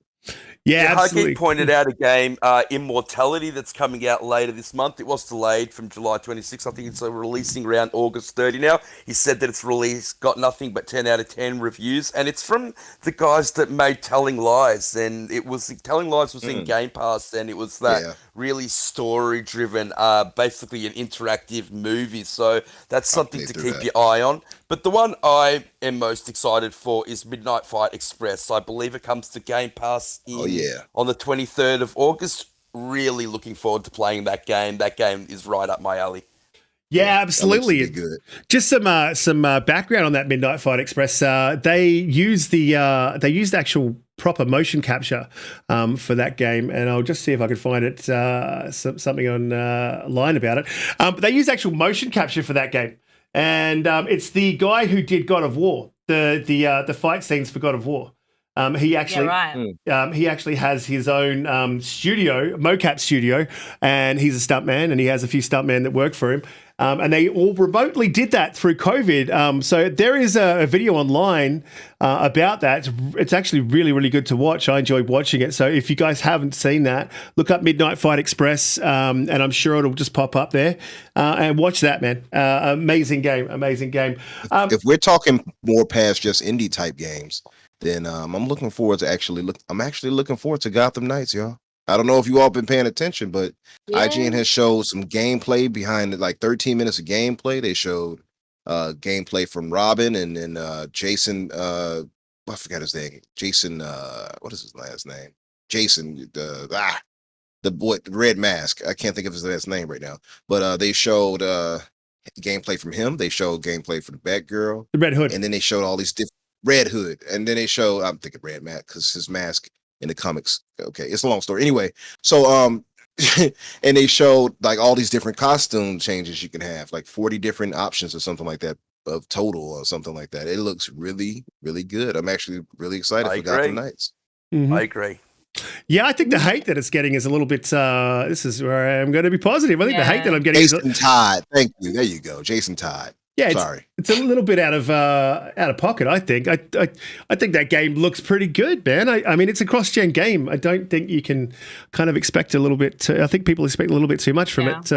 It's co-op in the Batman universe, and they're going to be telling the story of the Court of Owls. I don't know what more people could want. I'm really looking forward to that. Mm-hmm. I am as well. I'll be getting it day one. But look, guys, we have had an absolutely fire show with an absolutely fire guest, and I want to thank you, Ham, for coming on the show and giving us your time. I know you've got an extremely long drive ahead of you, man. I want to get you out of here. I do respect your time. I appreciate you coming on the show. Your takes have been absolutely fire. I'm not sure about the whole platinum thing, but I'll let it go. But thank you for coming on, man. Just let people know where they can find you, and what you'll be up to in the coming weeks and what you'll be playing. All right, so just to fire back at you a little bit, remember not that long ago, Platinum was pretty much DM and Xbox saying, we'd love to do a game with you. And that wasn't that long ago. I think that was this last winter that happened. Yeah, so I hope Xbox. So you never know, but anyways, I hope Xbox. But anyways, before you get to throwing that shade back, I mean, let me go on ahead and push forward. So Ham Solo 05 Gaming is where you can find me on Twitter. That's where I usually engage with people, talk to people on podcasts and stuff like that. I also set up like shows through there and stuff like that with people. So if you want to possibly be on one of my shows, definitely toss me a DM there. My inbox is open or whatever. But as for YouTube, you can find me on TSWS Gaming, and I'll post that here in the chat here in just a moment. But TSWS Gaming is where me, my buddy Loke, pretty much my brother actually, and then Cozy Beluga as well. We do a show every Friday called Bullshit, and we all just kind of sit back, chill, talk about the games that are coming out, give our feedback, do Metacritic scores that each week about each game that's coming out and stuff like that. Really fun. But I do a show every Tuesday and Thursday called Behind Them Sticks, and I have various guests on there throughout the world. As I told you earlier, at the beginning of the show, I had DoomCutie on this last Tuesday. So if you want to learn a little bit more about her, that's a great place to do it. I talk to all different types of people. He asked the hard questions. Sometimes, I mean, I got to keep it interesting, but I'm on like episode 78. So I've talked to 77 people already, and it's been pretty fantastic this upcoming week. On Tuesday, I got Gaz from Game On Daily coming on. I'll be asking him a lot of those questions that you had to deal with, DoomCutie. So if you want to check that out, it's going to be definitely interesting. And Gaz, I mean, I got that little voiceover, but Gaz got that crazy, he got that crazy auto-tune going on. And then on Thursday, I got a guy named, his name is Zachary Ryan coming on. He is a lead community producer at Twitch. So if you're a Twitch streamer, I highly recommend you tune in and check out that episode. Maybe even drop in some questions if you have any that you would like me to ask him. But I'll be asking him all kinds of questions like, what's hot? How do you get on? And, those kind of questions. Trying to get some people some knowledge. And that's what my channel is all about, is getting knowledge from different people, getting their perceptions, and then also just having some fun. So you guys tune in there, TSWS Gaming on YouTube. That's where you can find me. Absolutely fantastic. And Ham's posting that in the chat. And dude, I do appreciate you doing that, because normally I got to run around and chase down the YouTube links while I'm doing the outro. So it's fantastic. And if you can find Ham Solo's Twitter handle. I've posted that in the chat, so guys, head there and give him a follow. He is absolutely fantastic to follow, and he does stay out of the console war for the most part. And a bit disappointing from my perspective, but for most people, they appreciate that. Look, DoomCutie, it absolutely. I gotta keep my nose clean if I'm gonna be talking to all these people. I can't be getting too crazy. That's true. Yeah. This is true. That's absolutely. a good get, by the way, getting Gaz. Gaz is the man. He is a good dude, man. Definitely. He really is. DoomCutie, look, you had an absolutely amazing show. I loved your positivity about Gamescom. Let the people know where they can find you, what you'll be up to this week, what you'll be playing. Yeah, thanks so much for another great show. Thanks to Ham for being here. You've been great, and I'm so glad Umbra's feeling himself again. We did miss you last week, so yeah, definitely grateful to have you back. This week, Glad to be back. This week I'll be back on my normal streaming schedule, which is Wednesday, Friday, and Sunday, and I'll probably be doing some Cult of the Lamb this week, which will be really exciting. You gonna have a PlayStation cult? A what? Are we gonna have a PlayStation cult, or are you gonna have an Xbox cult, or what kind of cult? What kind of cult are we gonna have? I don't know. I'm not sure. As long as they're called the DoomCuties. I like that. That is wicked. You have to call them the DoomCuties. That's bang on. When I play GTA, and you know how you have your own business. Mm-hmm. Well, my business is called like Doom Incorporated, but Doom is actually like an acronym.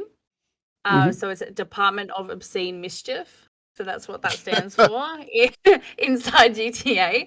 So yeah, I could definitely roll with that for sure. I like that. Department of Obscene Mischief. Sounds like my life. JediKnightPete. Another fantastic show, man. Appreciate you coming every week. And I really appreciate you playing the Ascent with me. As you can see on here, we're having an absolute ball playing it. And I can't wait to get through this game and finish it. It is really one of the best games I've ever played. I can't believe it got a 7. It should be up there at least at an 8, 9. And what are you playing this week? Let people know where they can find you and what you'll be up to. More of the Ascent. Can't wait for the DLC to drop 18th of August. We should be done by then, so hopefully we continue on with that. Yeah, I agree. I mean, we're just belly laughing the entire time. So much fun. We were talking about it last night. The particles on screen, the screen effects of this game are just absolutely beautiful. Cannot believe 12 people made it. After that, I'm really not too sure, but I'm thinking of jumping into Cult of the Lamb. Got to support those Melbourne devs. Umbra, it isn't Xbox Infinite without you. So glad to have you back, brother. Doomy, sensational as always, bringing your awesome positivity. Risk it, yeah, you're just okay, mate. And Ham, thank you so much for joining us, brother. Really appreciate your takes. It was awesome. One more shout out to Shooter for the codes. Thank you so much, brother, and to you, Hargeet. We really appreciate it. You guys, everyone in the chat, you mean so much to us. You power the show. Thank you, everyone. We'll see you next week. Absolutely, absolutely amazing. And this ship that's on screen right now, it really reminds me of the Star Wars ship. So I can see what you're saying. Umbra, absolutely fantastic show. It is great to have you back. Yeah, we did miss you. It's not Xbox Infinite without you. And so, look, let the people know where they can find you, what you'll be up to, and welcome back. Yeah, brother. Thank you. And thank you all for, for missing me. It means so much. No, but I missed you guys too. It felt I felt a little empty last week, not being able to join you all. I felt, like I missed out. It definitely felt like I missed out on a family meeting, So it is good to be back. And I just want to thank you, Ham, for coming through and giving us your views and takes, brother. And also for the chat. And you guys have been excellent today for sure. Like, man, you all have had the chat jumping. I'm not sure why we've had so many of these bots pop up trying to get us on Tinder and whatever else, but It's Pete, you might have to clear. Brother. It's a smooth voice. Right? Yeah. I was going to say you might have to clear your search history, but okay, right. But yeah, I just want to thank you all. Steph mentioned that. I did. Yeah, I saw it.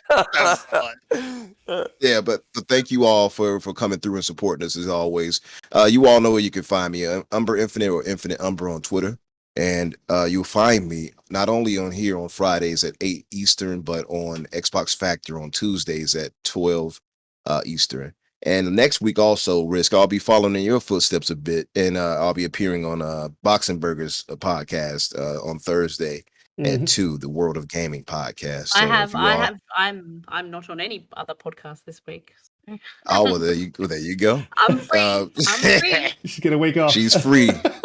Yeah, you all hear this, right? So you all get at Cutie if you can, and try to get on there if you need a nice guest. But as far as me, like I said, I'll be on the World of Gaming next week, and of course Xbox Factor, and of course my home platform and the podcast here with you guys on Fridays at 8. Absolutely, man. That's awesome. I have linked all of these things in the chat. DoomCutie's Twitch, Twitter, Pete's Twitter, Umbra's Twitter, Ham Solo's got his YouTube. Everyone's in the chat. So look, head to those links, check them out, give them a like, give them a follow.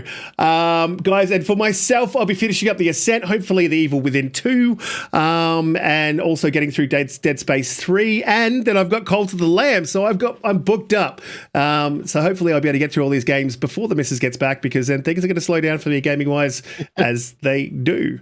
And you guys, you know where to follow me. You can head to Twitter and follow me anytime you want. Thank you guys for coming. The chat's been absolutely amazing. You guys have been jumping this week, and guys, I love it. I do love to see it. The joking around, the stuff in the chat, it does make me giggle.